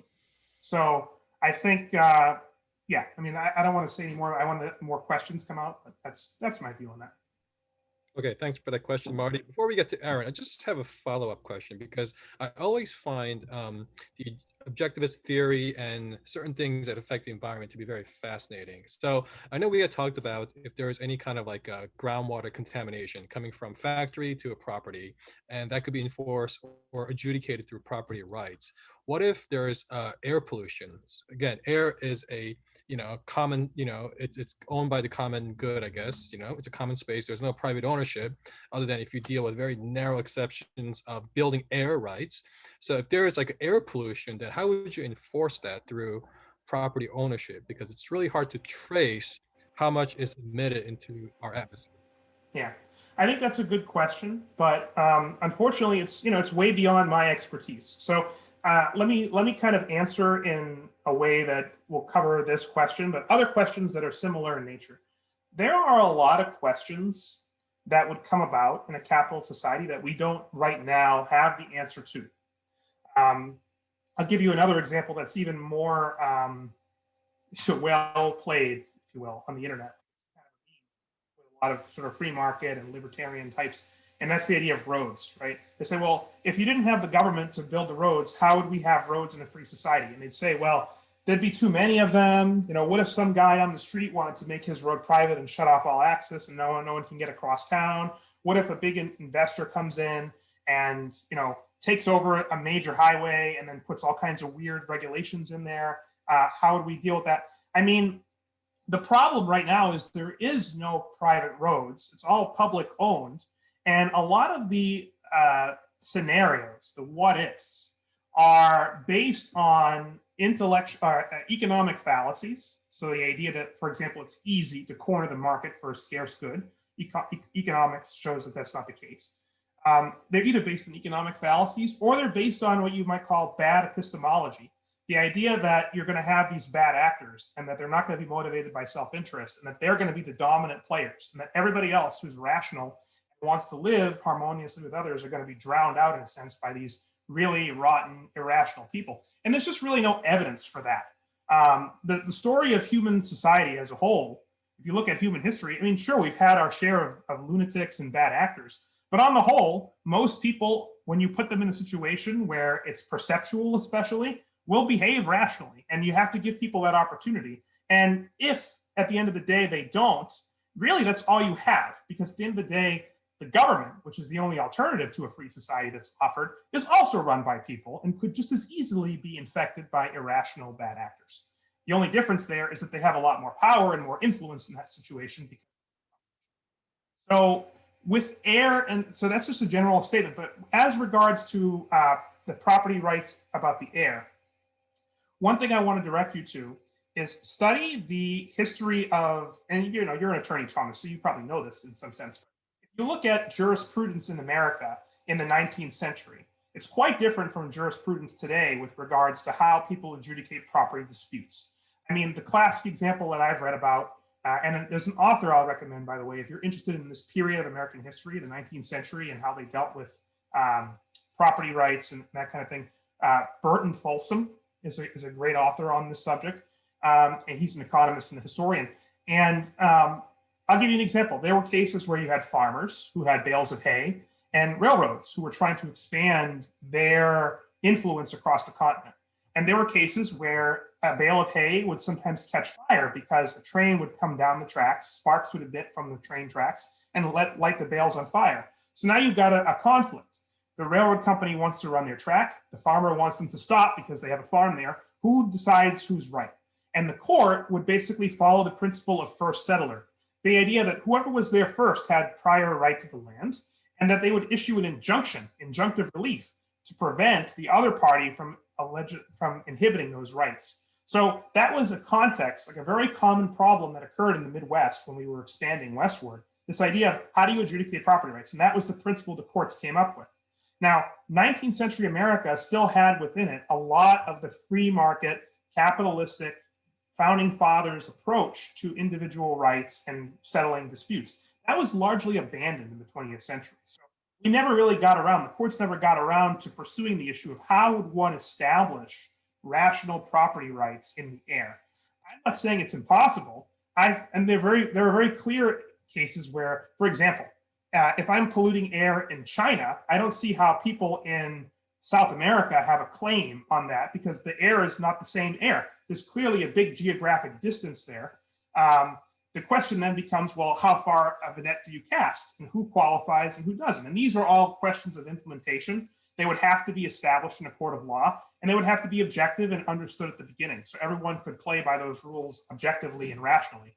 You want to have laws that are not capricious, right? You want to have laws that are solid and clear and objective and easy to interpret.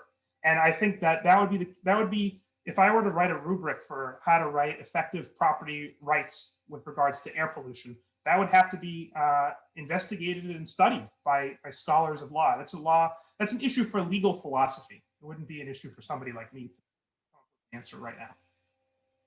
Okay, thanks for that. Let's go to other questions. Aaron, Ralph, then Martin. Go ahead, Aaron. Hey, Ron. Thank you for your presentation. I've read a lot of Ayn Rand, Anthem, Atlas Shrugged, We, and basically the crux of her argument is that the people in power deserve to be there because they produce like immense value, like Hank Rearden and his steel industry. And that makes a lot of sense. And I think you kind of illustrated that point in your last slide, where you showed that just arbitrarily replacing people based on quotas or just filling up slots would be a big mistake, because we would be taking the people that produce the most value and basically replacing them with people who produce less value. However, one thing that's very silent from the Ayn Rand camp is this idea of inheritance, nepotism, or other kind of transfers of wealth and power that kind of also sort of distort the system as well.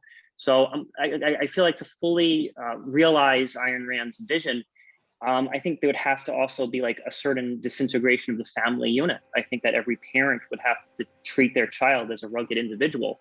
So I'm wondering how Ayn Rand or people in her camp kind of respond to this idea of like a parent passing on their company to their child, a parent somehow giving their kid a leg up in the world, or hiring their brother to run X, Y, and Z. Because I hear a lot less of that from the Ayn Rand camp of like, let's abolish inheritance so that everyone is truly at a meritocracy. Because I think to fulfill Ayn Rand's philosophy, it should be a 100% meritocracy. No one should have any leg up over anyone else, so that truly the cream of the crop rise to the top. So I'm wondering if you could address that. Sure, good question. So I'll say three things, actually. I've had this question before, and there's some very clear answers to give. So the first thing you need to do is that you have to understand, Ayn Rand made this point very explicitly. There is a difference between economic and political power. Now, the word power is used today, it's overloaded. I mean, egalitarianism, the philosophy of the left, relishes the term power. This is, for them, an unanalyzable axiom, is this idea of power, that there's people in society who have power. There's people who have some of it, other people have more of it. There should be a balance, and that's a problem if there isn't a balance. Again, equality is the standard. Power is kind of the basic, as a basic pillar that no one really ever questions. Objectivism holds that there's two different kinds of power. There's political power, and there's economic power. Now, economic power is the power to produce. It's the power to offer a value. It's the power to trade, and it's the power to do something better and more efficiently than other people and to outcompete them. So for example, an entrepreneur who goes on to form a huge company, they outproduce their competitors, they hire the best people, they make the best products, and their product sells more units and they get more market share. That is an example of economic power. And the key thing about economic power is that it's earned in a free market. That's number one. Number two is that it doesn't come at the expense of anybody else. You do not steal from somebody by making a better product and having more people want to voluntarily associate and trade with you over others. There's no coercion going on. There's no force. You just simply did a better job. And that, as a result, lends you or entitles you to the fruits of that better job. That would be justice on the objectivist viewpoint. On the other hand, there's political power. Political power is the power of the gun. It's the power of force, coercion, compulsion. It's the ability to go in with police or military or any other kind of armed group and hold somebody up and say, you must stop what you're doing or keep doing what you're doing. I command it, the voters command it, whoever it is, God commands it, And that basically is not voluntary. That eliminates that person's choice. It overrides their judgment. And it's fundamentally not a question of desert. It's a question in a sense of who's got the biggest gun, who's willing to go the furthest in order to impose their views on others. So that's the first point to keep in mind, is that objectivism distinguishes these two uses of the word power, and they are two very different things. Now onto the issue of inheritance. Notice that inheritance does not confer on a person in a free society where you don't have a monarchy, right, where you're handing off the political power like Kim Jong-un to the next in line on the dictatorship train. You know, all it confers is potentially in the short term, more potential for economic production and economic power. But, and this is true of history, if you look at the Forbes 100 over the last several decades, you will see that it changes constantly. Big companies go in and out of existence all the time. And it's very difficult to maintain a commanding market share if you have incompetence at the helm. There's an old expression that was very common in the 19th century. It was from shirt sleeves to shirt sleeves in 3 generations. Basic idea being in the first generation, you'd have a really strong, independent person who would build a fortune. They would hand that fortune off to their children, who were not as hard, not as effective, not as competent. They would basically live off the money, but not add to it. It would diminish over time. And then by their children's coming of age, nothing was left, or very little of it was left. And then they would have to rebuild the family fortune or reinvest or try to find some other way to regain wealth. Hence, generations. This is a common trend throughout history in free societies. And it's a testament to the fact that people are not equal in their ability to create wealth, neither in a given family or in a given society. So just because a family has a strong predecessor doesn't mean the kids are going to necessarily be able to keep up the slack. And also, the issue with inheritance, by the way, is not an issue of the claim of the children. The issue is it's the rights of the person conferring the inheritance. That's an important point as well. When I give inheritance off to my children, it's not by virtue of their rights to my money that they get that property. It's my right to dispense with my wealth as I see fit as I depart this life. And so I've built that wealth. The question is, what should happen to that wealth? Now, while I'm alive, I obviously control it and can use it for my ends. But when I die, who's to get it? Well, the idea of an inheritance tax or an inheritance confiscation is basically the idea that the government should just seize that money. They haven't produced it, they haven't gained it, they have no title to that money. Who does have title to it? I do. So I drop a will to give my wishes. My last wish is my children get this money. And so it's not their rights that they get that money, it's my rights to give it to them. That's the issue with inheritance. Now, finally, the last thing I'll say, and then I'll open up to more questions. The idea of a meritocracy, this is what Ayn Rand would call a package deal or an anti-concept, because it's not objectivists that advocate for putting kids in the same orphanage and separating their parents. That would be Plato, who advocated this explicitly. That would be egalitarians, who hold that it's immoral for parents to teach their kids how to play piano or to read to their kids, because there could be some inner city lout who doesn't read to his kids. And so now those kids are unequal when they go to school, so we have to be at the lowest common denominator. So I have to be penalized as a parent, and I'm not allowed morally to teach my children something that's going to give them a leg up. That's the egalitarian view. That's not the objectivist view. The objectivist view is every individual is responsible for their own life. They are not guaranteed equality. However, they do have a right to care for their children. Children have rights just like parents do. The difference is that children are so young, they don't have the maturity to basically use those rights. So it's a complex legal question, but the crux of it is that objectivism holds that your rights as a child are held in trust for you by your parents. And so your parents should be doing what is in your interests as an individual. And if a parent isn't doing that, that's grounds for potentially separating the kids from their parents. As long as a parent is doing best by their children, that's all they can hope for, and that's all that's guaranteed. There's no free lunch in any sense of life, neither as a parent, as a child, or as in a workplace or anything else.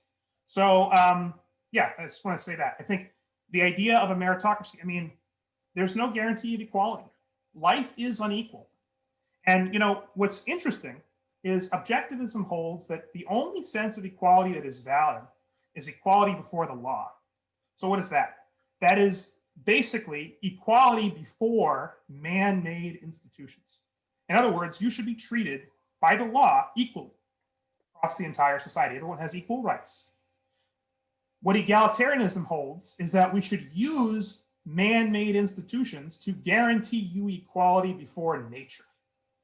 That I now have to come in with the power of the government and redistribute wealth and privileges and other things in order to compensate people for what they didn't get in the so-called genetic lottery. Objectivism holds that's immoral and that that's not a just standard. So. I just respond real quick. I don't necessarily fully buy the argument that ownership and power are like mutually exclusive, for the reason being that you could create a trust for your child and have that money managed by professionals, and that generational wealth will continue. So even if the second or the third generation is not up to par as the one who originally founded that wealth, you know, a good trust and a good plan can actually prevent that from leaving. The other thing I want to comment is your criticism of meritocracy. I don't think that we should raise everyone on the lowest common denominator. I actually believe we should be doing everything to raise everyone on the highest possible denominator, humanly possible, so that because the goal of this is to bring out the best from every social class. And I like the fact that you mentioned Plato, because Plato clearly in the Republic states that even people from the lowest of classes should have a fair shake at reaching the higher levels of society. So I think that, you know, on one hand, Ayn Rand is making the argument that the best are coming to power, and that kind of suggests the idea of a meritocracy. But now you're saying, on the other hand, it's not up to society to actually make sure that we have a fully functioning meritocracy. Yeah, it's not. And I would say, and I'd go even further, I would say, to go back to the point about a professional investor, so what? So what? So I, as an entrepreneur, can now hand my money off to my children, and they can make a choice to either invest that money themselves or hire a professional. So what? That doesn't come at anyone else's expense. This is why we distinguish between economic and political power. Political power is fundamentally zero sum, in the sense that it's one person asserting their will over others by force. There's no logic with political power. There's no convincing, there's no argumentation, there's no discussion. It's my way or the highway. With economic power, there's a question of trade. There's a question of dealing with others voluntarily and associating with others voluntarily. So when it comes to somebody getting that fortune, that doesn't come at anyone else's expense, and they can do what they want with it. They can invest it professionally, they can invest it themselves, they can let it go to pot, they can give it away. It's up to them. And it's not anyone else's right to come in and tell those parents that they're not allowed to do it. It's their right. They generated the wealth. It's theirs. And as far as another word you said that's very important here, when I said that the predominant view today on the left is egalitarianism, that's true. But there's another thing that goes hand in hand with egalitarianism today, and that's collectivism. That's, you use the word class, like we care about classes and divisions. And objectivism rejects that there's any such thing as classes. Classes come out of Marxism, actually. That's a view that reality consists of different groupings of people, that they are determined to be in those groupings and to have certain fate depending on where they end up, and that the interests, most importantly, of these groups collide and conflict. In other words, Marxism is essentially a zero-sum view of reality throughout history. I mean, if you look at Marx's dialectic, the whole point of Marxism is that you have a group that's haves and then another group that's have-nots. One expropriates the other. There's a struggle. They kind of merge into some other new synthesis, and then you have the process repeat itself. This is what Marx called the dialectic process that comes out of Hegel as well. And ultimately, objectivism rejects that. There's no basis for that in reality. All that exists are individuals. Classes as such don't exist. They are only groupings of individuals. So they have actually no moral value. Groups don't have moral value. The only value a group has is the value that the individuals in that group bring with them. And the same is true of rights. A group, according to Rand and Objectivism, a group cannot have any rights that the individuals within that group didn't have to begin with. In other words, you don't gain additional rights by virtue of joining a group. Okay, thanks, Rob. Let's go to Ralph, then Martin. Ralph? Okay, thanks. Yeah, on the question of egalitarianism, I think you're mixing a radical egalitarianism, which almost everybody is against, with a much more moderate egalitarian, which is characteristic of the left today. So you're taking a radical egalitarianism where everybody is equal and projecting that onto the mainstream moderate egalitarians, which are generally meritocratic. I mean, I've seen social surveys in which virtually everybody is in favor of a meritocracy. Everybody agrees that some people should be rewarded more than others based on their effort or their contribution or some such factor. So to say the left is predominantly egalitarian, which confuses those two, I think is wrong. You mentioned John Rawls as a founder or major proponent of egalitarianism. He never advocated radical egalitarianism. His theory of justice is sort of this veil of ignorance, which is a social theory of justice, which society decides what is just and what isn't. His theory of justice is completely compatible with a meritocracy as long as everybody believes in the particular meritocracy. Now, even so the mainstream egalitarianism, if we want to use that term, is a relative egalitarian. It's a question of how much inequality we want. And there's some social decision as to what sort of degrees of inequality. You mentioned disabled people, and as I understand it, you were suggesting, well, if somebody's disabled, that's their tough luck, and they should suffer. They suffer for it. They shouldn't have. No society should not make any effort to give them equal access to the extent possible. Not probably fully equal is not possible, but society can make an effort to give them more equal access. I think the argument against that, against any sort of social justice system, is that all inequality is determined by market forces. Let's take economic inequality determined by capitalism, which is a market absolutism, which is certainly contrary to progressivism. It says, okay, if a CEO, famously CEOs of company used to earn about 30 times what the low-level workers do, and then it went up to about 200 times. Now, nobody's ever figured out a way of showing that that was due to market forces. The conservatives argued that it was market-driven. The progressives argue that it was socially driven. It became possible, so those who had power simply paid themselves more and paid workers less. And if everybody does it, then to say that it's driven by competition is speculative. It's at best. So I think egalitarianism, the vast majority of people, including almost all progressives, are relative egalitarians, not the absolutist egalitarians that you're portraying them as. The question of environmentalism, which I think Aaron raised in particular, is an interesting one. As I understand it, the anti-environmental movement says, if you you offered the example of somebody who dumps toxic waste on their neighbor's property. Now that's a grossly oversimplified version of the environmental issues in our society. But let me go. If somebody is on their property and they launch a mortar onto my property and it wounds me, and I'm injured, well, then I can call the police and have them arrested. The government, through the police, will proactively prevent them from inflicting that violence on me. Whereas, as Aaron pointed out, if my neighbor releases poison gas, if my upwind neighbor releases poison gas that severely injures me, then you seem to be saying, no, the police, then the government should not proactively intervene.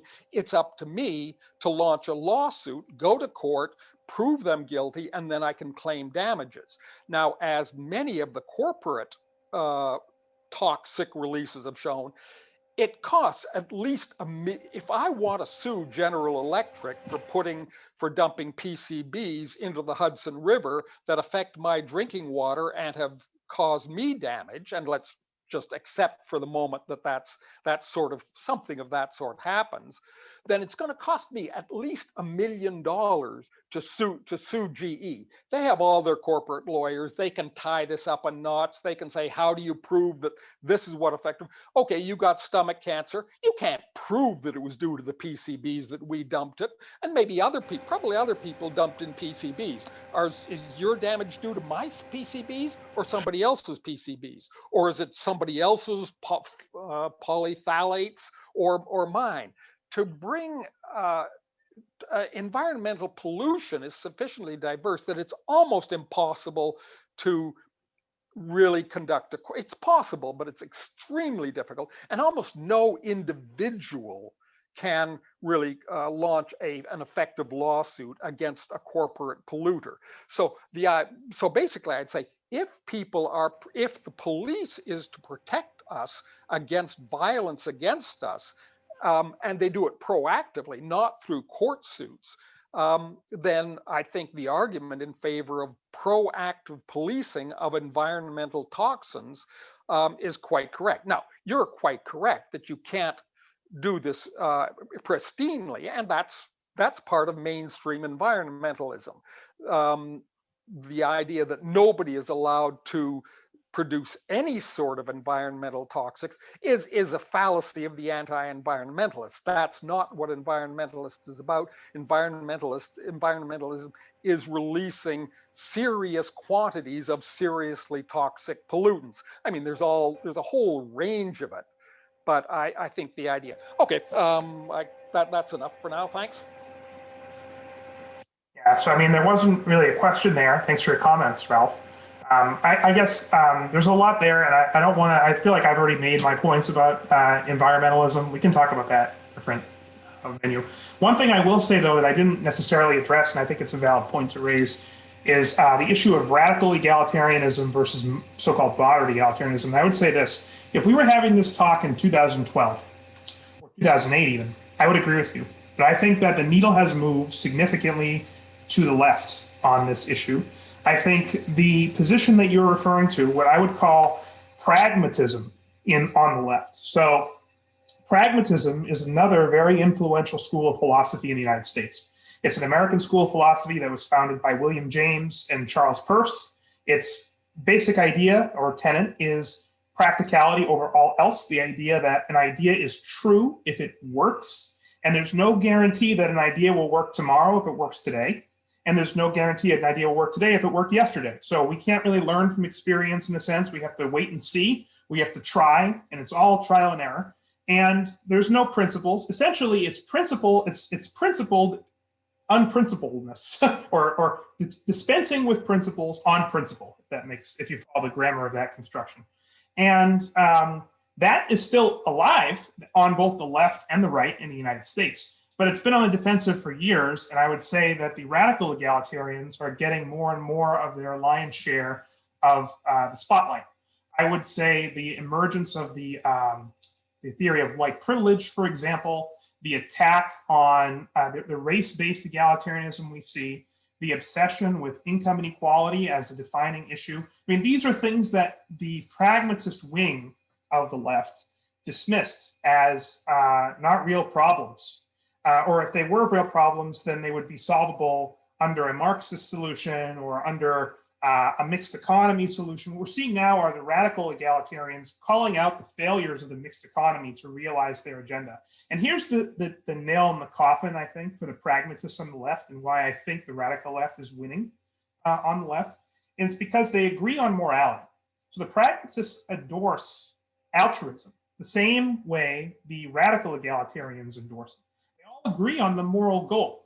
They only disagree on the way to get there. And I would say conservatives are in this boat too. This is why Rand didn't like conservatives and why I wouldn't describe myself as a conservative. It's because they compromise, but they share the same goals, the same moral principles as the left. So I think that, I think it's interesting to watch the spectacle, but I think that even in the 60s, when Rand first identified egalitarianism as basically a threat to America and the American philosophy, she distinguished between what she called the old left and the new left. The old left were the Marxists, these people who believed in, and here's the difference. Marxists believed in achievement. They believed in achievement at a societal or class level. They wanted to raise up humanity. Their end state, their end game, if you will, was a utopia. Communism holds that eventually the state will wither away, that men will be reconditioned to work up to their ability and only ask for what they need, each according to his ability, to each according to his need, and that you'd have this new man, and there would be no selfishness, no egoism. Capitalism would go by the wayside. It wouldn't be needed anymore. And in the failure of Marxism over the course of the 20th century, the old left has continually been on the defensive, and the new left has emerged as essentially the heirs of their throne. And a really good way to concretize the difference between the old left and the new left is this. We all agree that shoes are good. Everyone wants shoes. The capitalists would say, let's leave the market free, and shoes will get produced at the lowest price. There'll be competition, and there'll be shoes at different price points available for people at different income levels. The Marxists would say, let's centrally plan the production of shoes, and we're going to bury, as Nikita Khrushchev said to the United States, right? We will bury you. We will centrally plan the production of shoes and outproduce the West and capitalism, and there'll be a plentiful supply of shoes when we reach the communist utopia. What egalitarianism and the new left say, is, in a sense with this example, is in the face of the failure to centrally plan the production of shoes, the idea is shoes are no good. If everyone can't have shoes, then we all need to be barefoot. And that's really the mentality we're dealing with here. In the face of inequality that can't be eradicated by this kind of reconditioning of people into different central planning and classes, then it's basically just the lowest common denominator. And that's, it's kind of a retreat of the left in a way, but it's also more consistent in another way. So it's, I would just say that I think that, again, the times have changed. So. If I could just follow up to Ralph's question, and then we'll get to Martin next. I think his other question was, if you have certain disabilities, like for instance, in the US, we have the Americans with Disabilities Act. Therefore, if you operate a building, you have to make certain reasonable accommodations, like wheelchairs. And also, if you look at our public transit, we have special designated spaces for people who are handicapped or have other disabilities. Do you think that's a proper governmental function, or is that beyond the scope of what a government should do? Yeah, I mean, it's definitely beyond the scope. And by the way, it's very typical of egalitarianism to focus on the disabled, and to focus on those who are, in a sense, subnormal, and to hold that up as the standard. Because anytime you see a disparity on the egalitarian premise, anytime you see a difference, that's evidence of injustice that needs to be achieved with force, redistribution, or with handicapping those at the top, or what have you, whatever mechanisms they can use. I mean, you can't necessarily make somebody less entrepreneurial. You can't sap their IQ and funnel it into somebody else. Although if such a machine existed, I guarantee you egalitarians would want to use it to basically redistribute IQ if they could. But what they can do is make it so you can't use your intellect. They can handicap you and tax you and basically put enough weights on you. There's a story by, oh God, I think it's the guy who wrote Cat's Cradle. I'm forgetting his name now. Kurt Vonnegut. Yeah, Kurt Vonnegut. There's a story called Harrison Bergeron, which is about this point. And it's the idea of handicapping the able in order to make them equal to those who are disabled. So first of all, I want to make it clear that that's kind of a clarion call of egalitarianism, to fixate on that as an issue. But I would also say that in a free society, people who are disabled would get charity. There's nothing in a free society that stops you from helping other people voluntarily if you so choose. Americans today pay a lot of money in taxes, particularly the highest earners, and corporations pay a lot of taxes as well. And yet Americans are routinely ranked in the world as some of the most generous people on the earth in terms of charity. Americans give a tremendous amount of charity. The question of would there be enough and where would the money go and all these things, you have to imagine and project a world where the costs of government go way down, the tax burden, if it exists at all, goes way down. You have basically the same degree of wealth you have today, but far more freedom to allocate it. So rather than giving a third of your income to the government, and then they funnel it through this long chain of bureaucracies where this person gets a payout, and this person gets a payout, and this person gets a payout. And then it turns out 45% of what you gave goes to this welfare office, and 10% goes to this office. And then 15% goes to study the mating habits of seals in Alaska, and so on and so forth. All the pork, all the various labyrinthian uses of money. You could just give directly to whatever charity you wanted in a free society. Now, objectivism would say, in an ethical sense, you are not morally obligated to help other people, but there's nothing wrong with it, provided you're not making it the standard of your existence. You know, objectivism would say that if you made your life about, you know, wiping every nose, in a sense, or, you know, going around and looking for victims throughout society and seeking to sacrifice yourself for their benefit, then you're not really living a full human life. You're basically living a life of a sacrificial animal in that case. And so it would advise against doing that. It would hold that as not a good thing for you to do that. But if your relative or your child is handicapped or sick or whatever, there's nothing preventing you from asking for donations, soliciting donations, having family members or friends give. But at the end of the day, there's no obligation, no moral obligation. You can't have, another way to put it, objectivism holds that you can't have a moral obligation that you did not voluntarily undertake. I'm not born with moral obligations. I can choose obligations. And the key word being voluntary, right? That's your point. Okay, great. Let's go to Martin and then Giannis, and we do need to wrap it up after that. So Martin, go ahead. Yeah, hi. Yeah, a lot of philosophy is plausible. Where I have problems is with the political part, in particular the limited role of the state, and in particular with the infrastructure. And from if I understood you right, I mean, there's no function for the state to build streets, to build airports, to have whatever canalization net, bridges, education system, money system. So I'm wondering, first of all, is it feasible at all? Are there examples where a country established essentially an infrastructure purely with private funding? And if it even was feasible, was that the most cost-effective way? Like one thing what I'm thinking of is in the early time of railways, when you had, each city had like 2 or 3 train stations in different corners with one line to another big city. All the trails had different sizes, very inefficient system. So I was wondering whether you can comment on whether that's the best system at all, to have an infrastructure done completely with private money without the state. Yeah. So a couple things there. Thank you, Martin, for that question. It's a good question. So I'll say a couple things as briefly as I can, because I know we are running out of time. First of all, America always had, for the most part, infrastructure funded by taxes to some degree. That's something we didn't dispense with in the 19th century. There were taxes. It was low, very low tax burden. But you got to remember that the United States was founded by men who were Lockeans. They had great political views from the objectivist perspective, but they weren't fully consistent, egoistic people.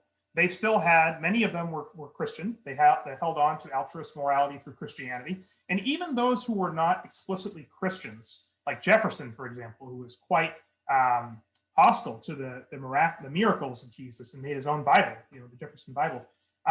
Even he held on to the moral teachings of Christ as a good thing. Basically, they were all in agreement on altruism as the moral standard.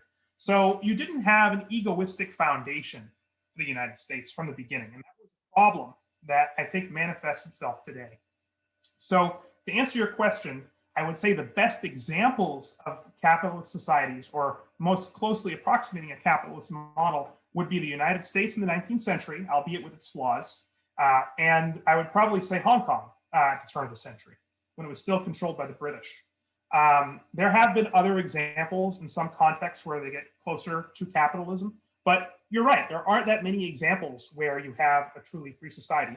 But one thing I will say is, remember, the standard is not what is economically efficient. Efficiency is not the standard on its own. What we care about from a political perspective is rights, the idea that rights are respected. So we need to look for a system that is effective in the context of individual rights. Now, there's no doubt that if you were to go from house to house with a gun and collect money from people at gunpoint, you have all this wealth, there's no question you could do something with it. You could build a bridge with it. You could build an airport with it, and then point and say, wow, look at this thing I built with the government, holding the gun up to all these people. Isn't that wonderful? That wouldn't have happened if I didn't do that. Well, that's not the question. The question is, what would have emerged if those people had been left free to invest their money as they see fit and to voluntarily grow their wealth and patronize those things they want to patronize? And the answer is that if there's a need for an airport or a bridge, then people are going to look to invest in it because people want to get their needs solved generally.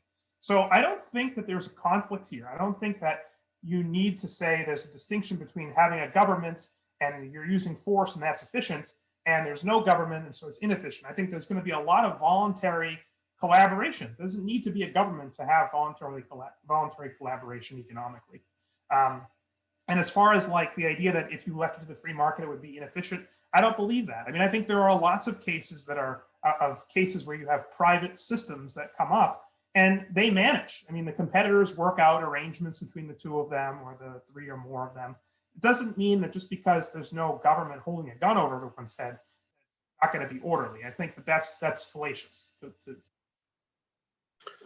I mean, for example, you could build a street from whatever, New York to Washington, but then would you find funding to build a street then to some small town? Well, you're talking about like eminent domain. Is that what you're getting at? No, I'm talking about a country that has no streets, and you have this government that says, I don't want to invest in infrastructure because it's not my job.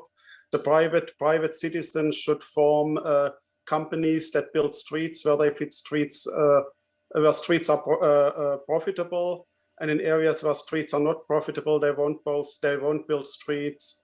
And then I think you'll have some streets between some major cities, and you don't have streets at other places. You may have a canalization system built up in some cities, but not somewhere else. You may not have common standards. It's just hard for me to, and I don't know, maybe there's an example where I think with a country that started kind of with no infrastructure and successfully built an infrastructure from scratch, just without government funding. It's hard for me to believe that would work, but I'm open to it. Okay. I mean, I would just say real quick, I think with, what was I going to say here? Here's a good question, a good thought experiment to ask yourself. A lot of people will say infrastructure wouldn't exist if it weren't for the government. But you got to ask yourself, what came first? The roads that the government built or the wealth that the government taxed to build those roads? And the answer is the latter. Government doesn't actually produce anything.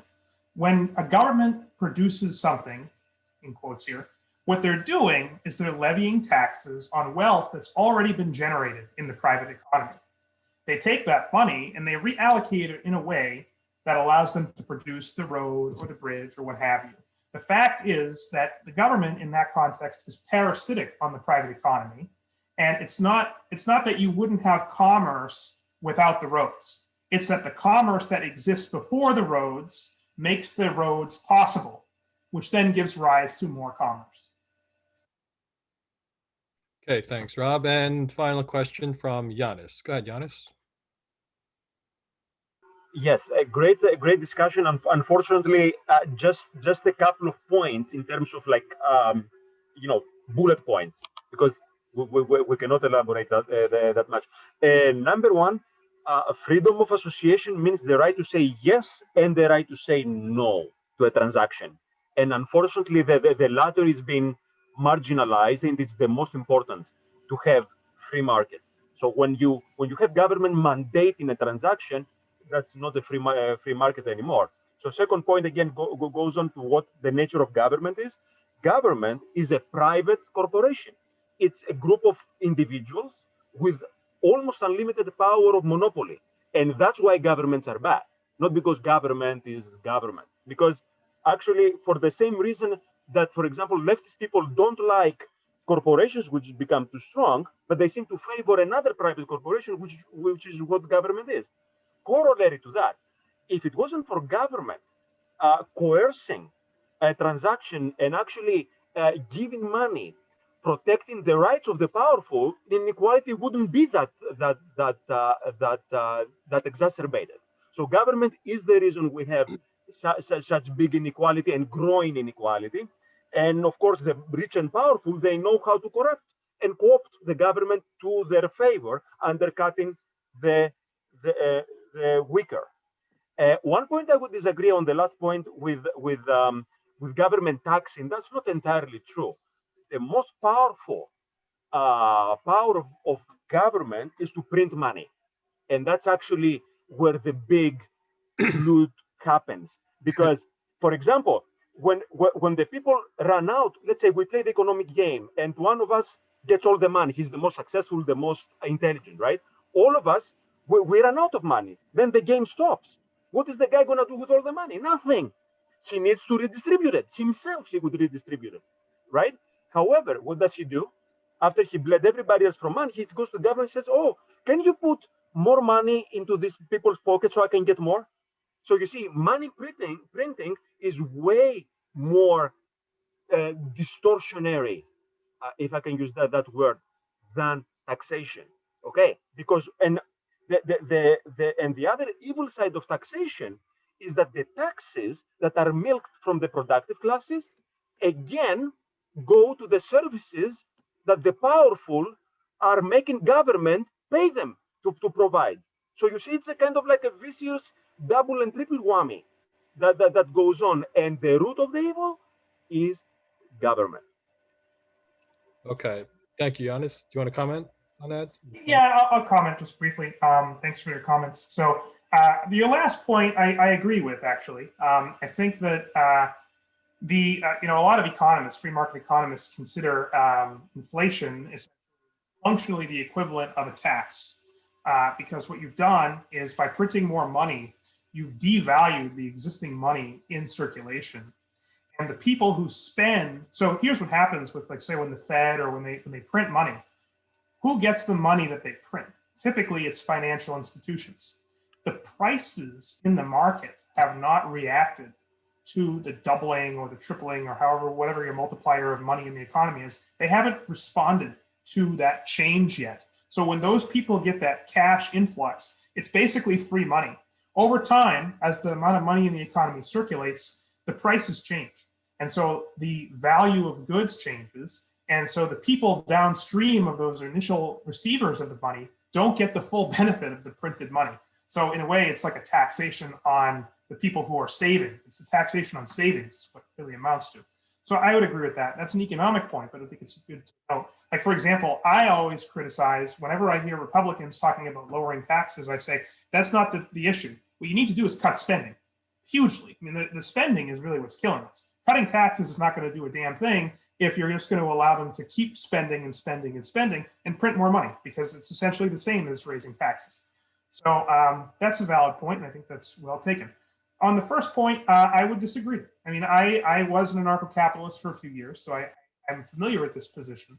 What I would say is that the idea of a free market that exists without a government protecting rights is a contradiction, because you need, so one of the things that a market requires is stability. Like, if I, for example, go to the corner store to buy a new recliner and have it shipped back here, I'm counting on quite a few things, right? I'm counting on, if I go there and the guy gives me a phony or fake recliner, that I can sue him for a fraud. I count on the fact that there's not going to be a band of thugs who are going to hijack my truck and take my recliner. I count on the fact that my home is secure from invaders who are going to come in and steal my recliner after I've purchased it. There are a whole semblance of things that are required, and those are all your property rights. A market requires the respect of property rights to exist in the first place. And so I think it's what Ayn Rand would call a stolen concept. It's basically, you have free market is up here.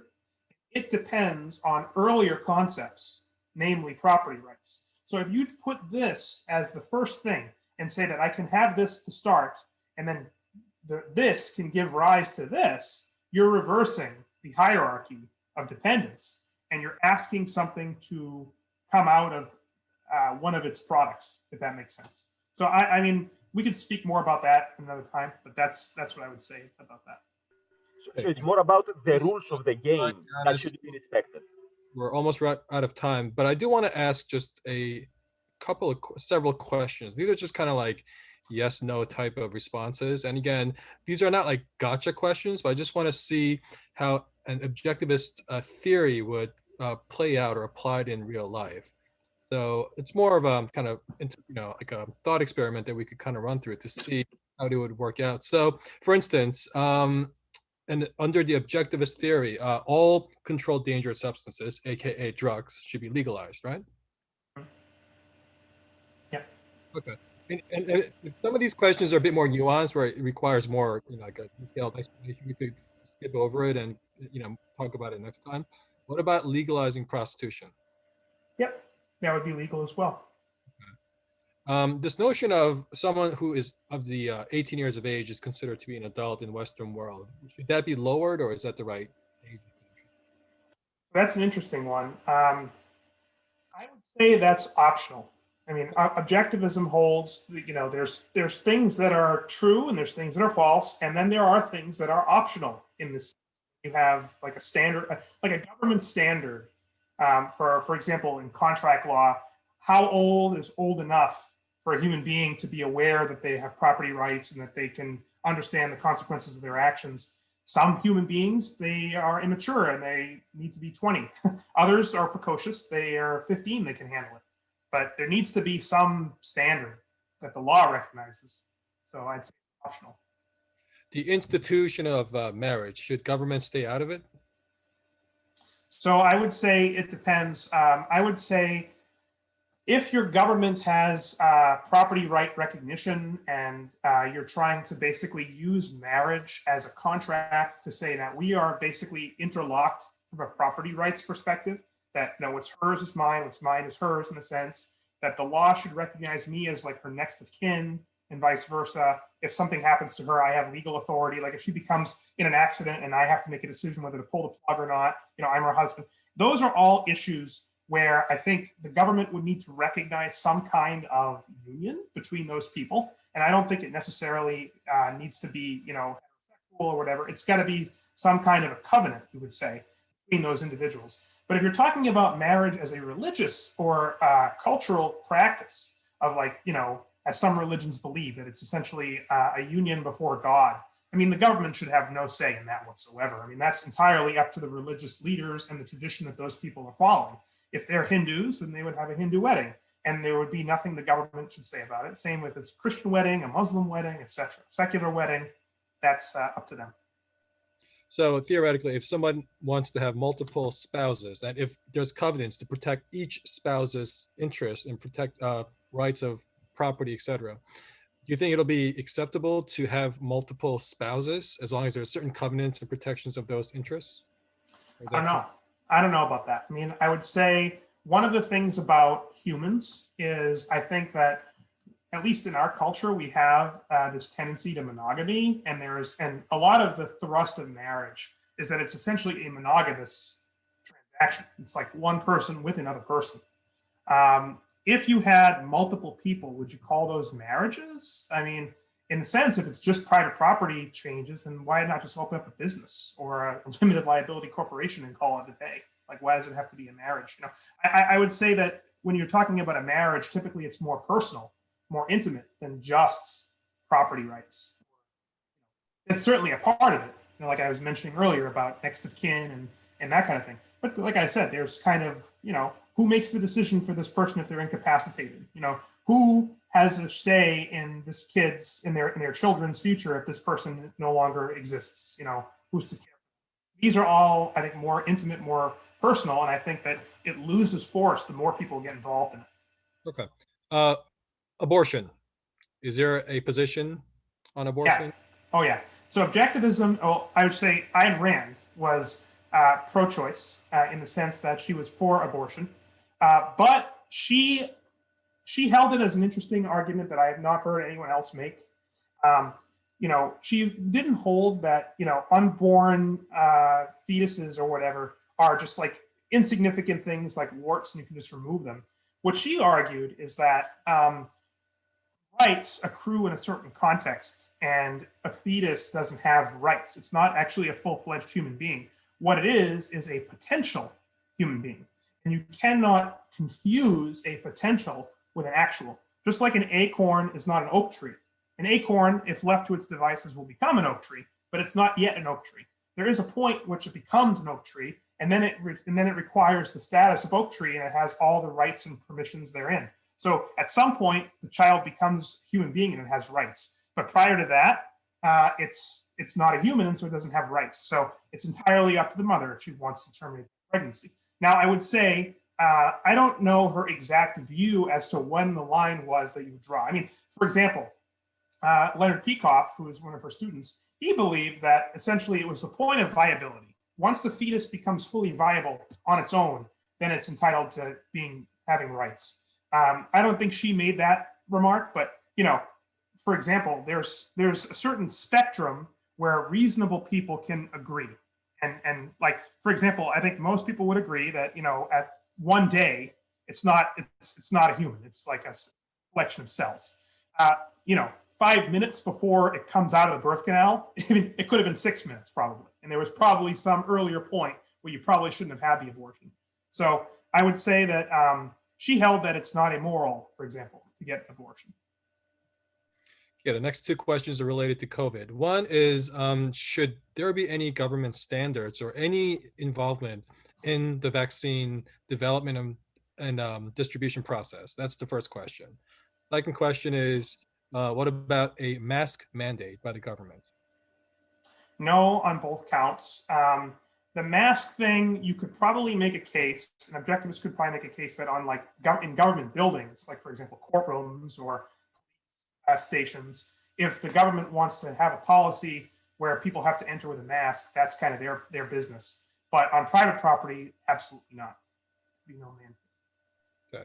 The final question deals with aesthetics. I know that's one of the pillars, and I know how there's a very important the importance of how art plays into human culture and our existence. So what about this hypothetical question? Let's say there's a very successful artist, whether it's a musician or visual artist, and they have certain integrity to their artistic approach.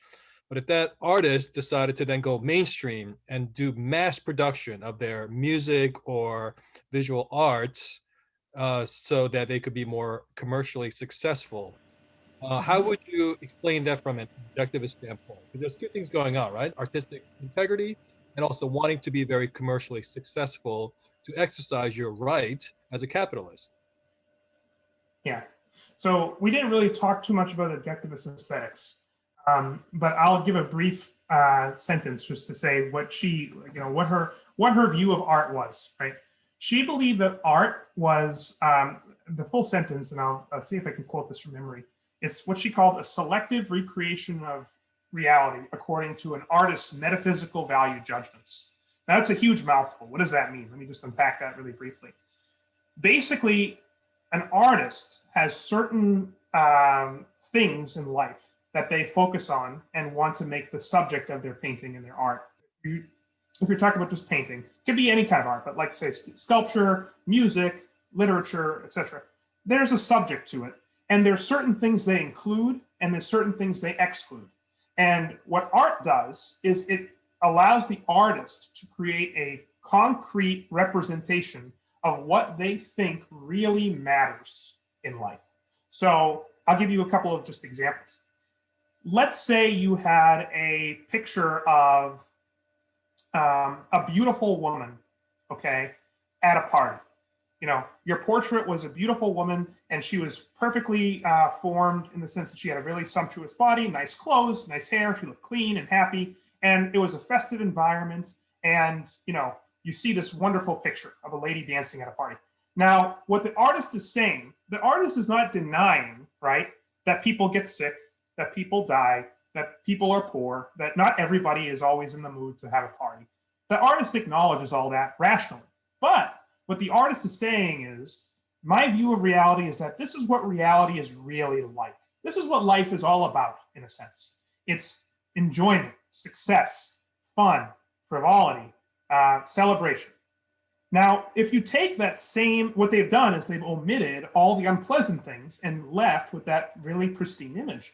Now, if you take the same idea of a lovely woman, but let's say the person put a huge pockmark on her face, just like a big, nasty, mole, like it's just hairy and very unsightly, and kept the rest of it the same. That's a very different, what Ayn Rand called sense of life. That's like saying, reality may appear like it's all fun and games, but there's an ugly side to it. It's really dingy, nasty. There's nothing to really celebrate. The fact that the artist included that and went out of their way to include it says something about what they think the world is really like, what at rock bottom matters, or what reality is really like. So when you say an artist has integrity, what Rand would say is that an artist with integrity conveys their judgment of reality in their work. So if the person is very religious, an artist that's religious with integrity will showcase man as small compared to the majesty of God. Now Rand may not like that art, but she would say that artist has integrity. They are sticking true to what they think is important in life. And similarly, someone who paints the mold-faced girl, the girl with like a nasty thing on her face, they have integrity if that's their view of reality. Where an artist wouldn't have integrity if they were painting something that they didn't really believe. Like if they were just trying to be popular. Like today, for example, naturalism is the dominant school of art, where everybody attacks any kind of art if it doesn't imitate life. The first criticism you hear is, that's not real, that's so unbelievable, or that's not like real life at all. They are judging by a standard of naturalism. They're saying art should reflect reality in that sense. So if a person didn't believe that, but they made lots of art to, all their art was that way, and it was just to get other people's approval, then Ayn Rand would say that person has no integrity. In fact, she'd call that person a second-hander. She's basically, or a social metaphysician, somebody who lets the judgments of others determine their reality for them. And that's a big. Okay, I think that's a good place to leave it. So thanks once again, Rob. It was a very fascinating discussion. I learned a lot about the life of Ayn Rand as well as the objectivist theory. For those of you who are still on this call, I would strongly recommend checking out Rob's group. It's called New York Intellectual Discussions Meetup, and they have all these fascinating topics like the ones that we discussed today. And there's so many other topics I wanted to get to. Things like, what's an objectivist theory on foreign policy?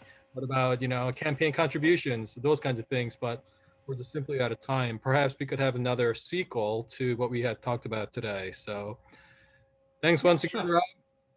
Thank you. And take care. Yep, take care. Bye. What's the name of the group? Can somebody put it in the chat? Oh, yeah, sure. So it's New York Intellectual.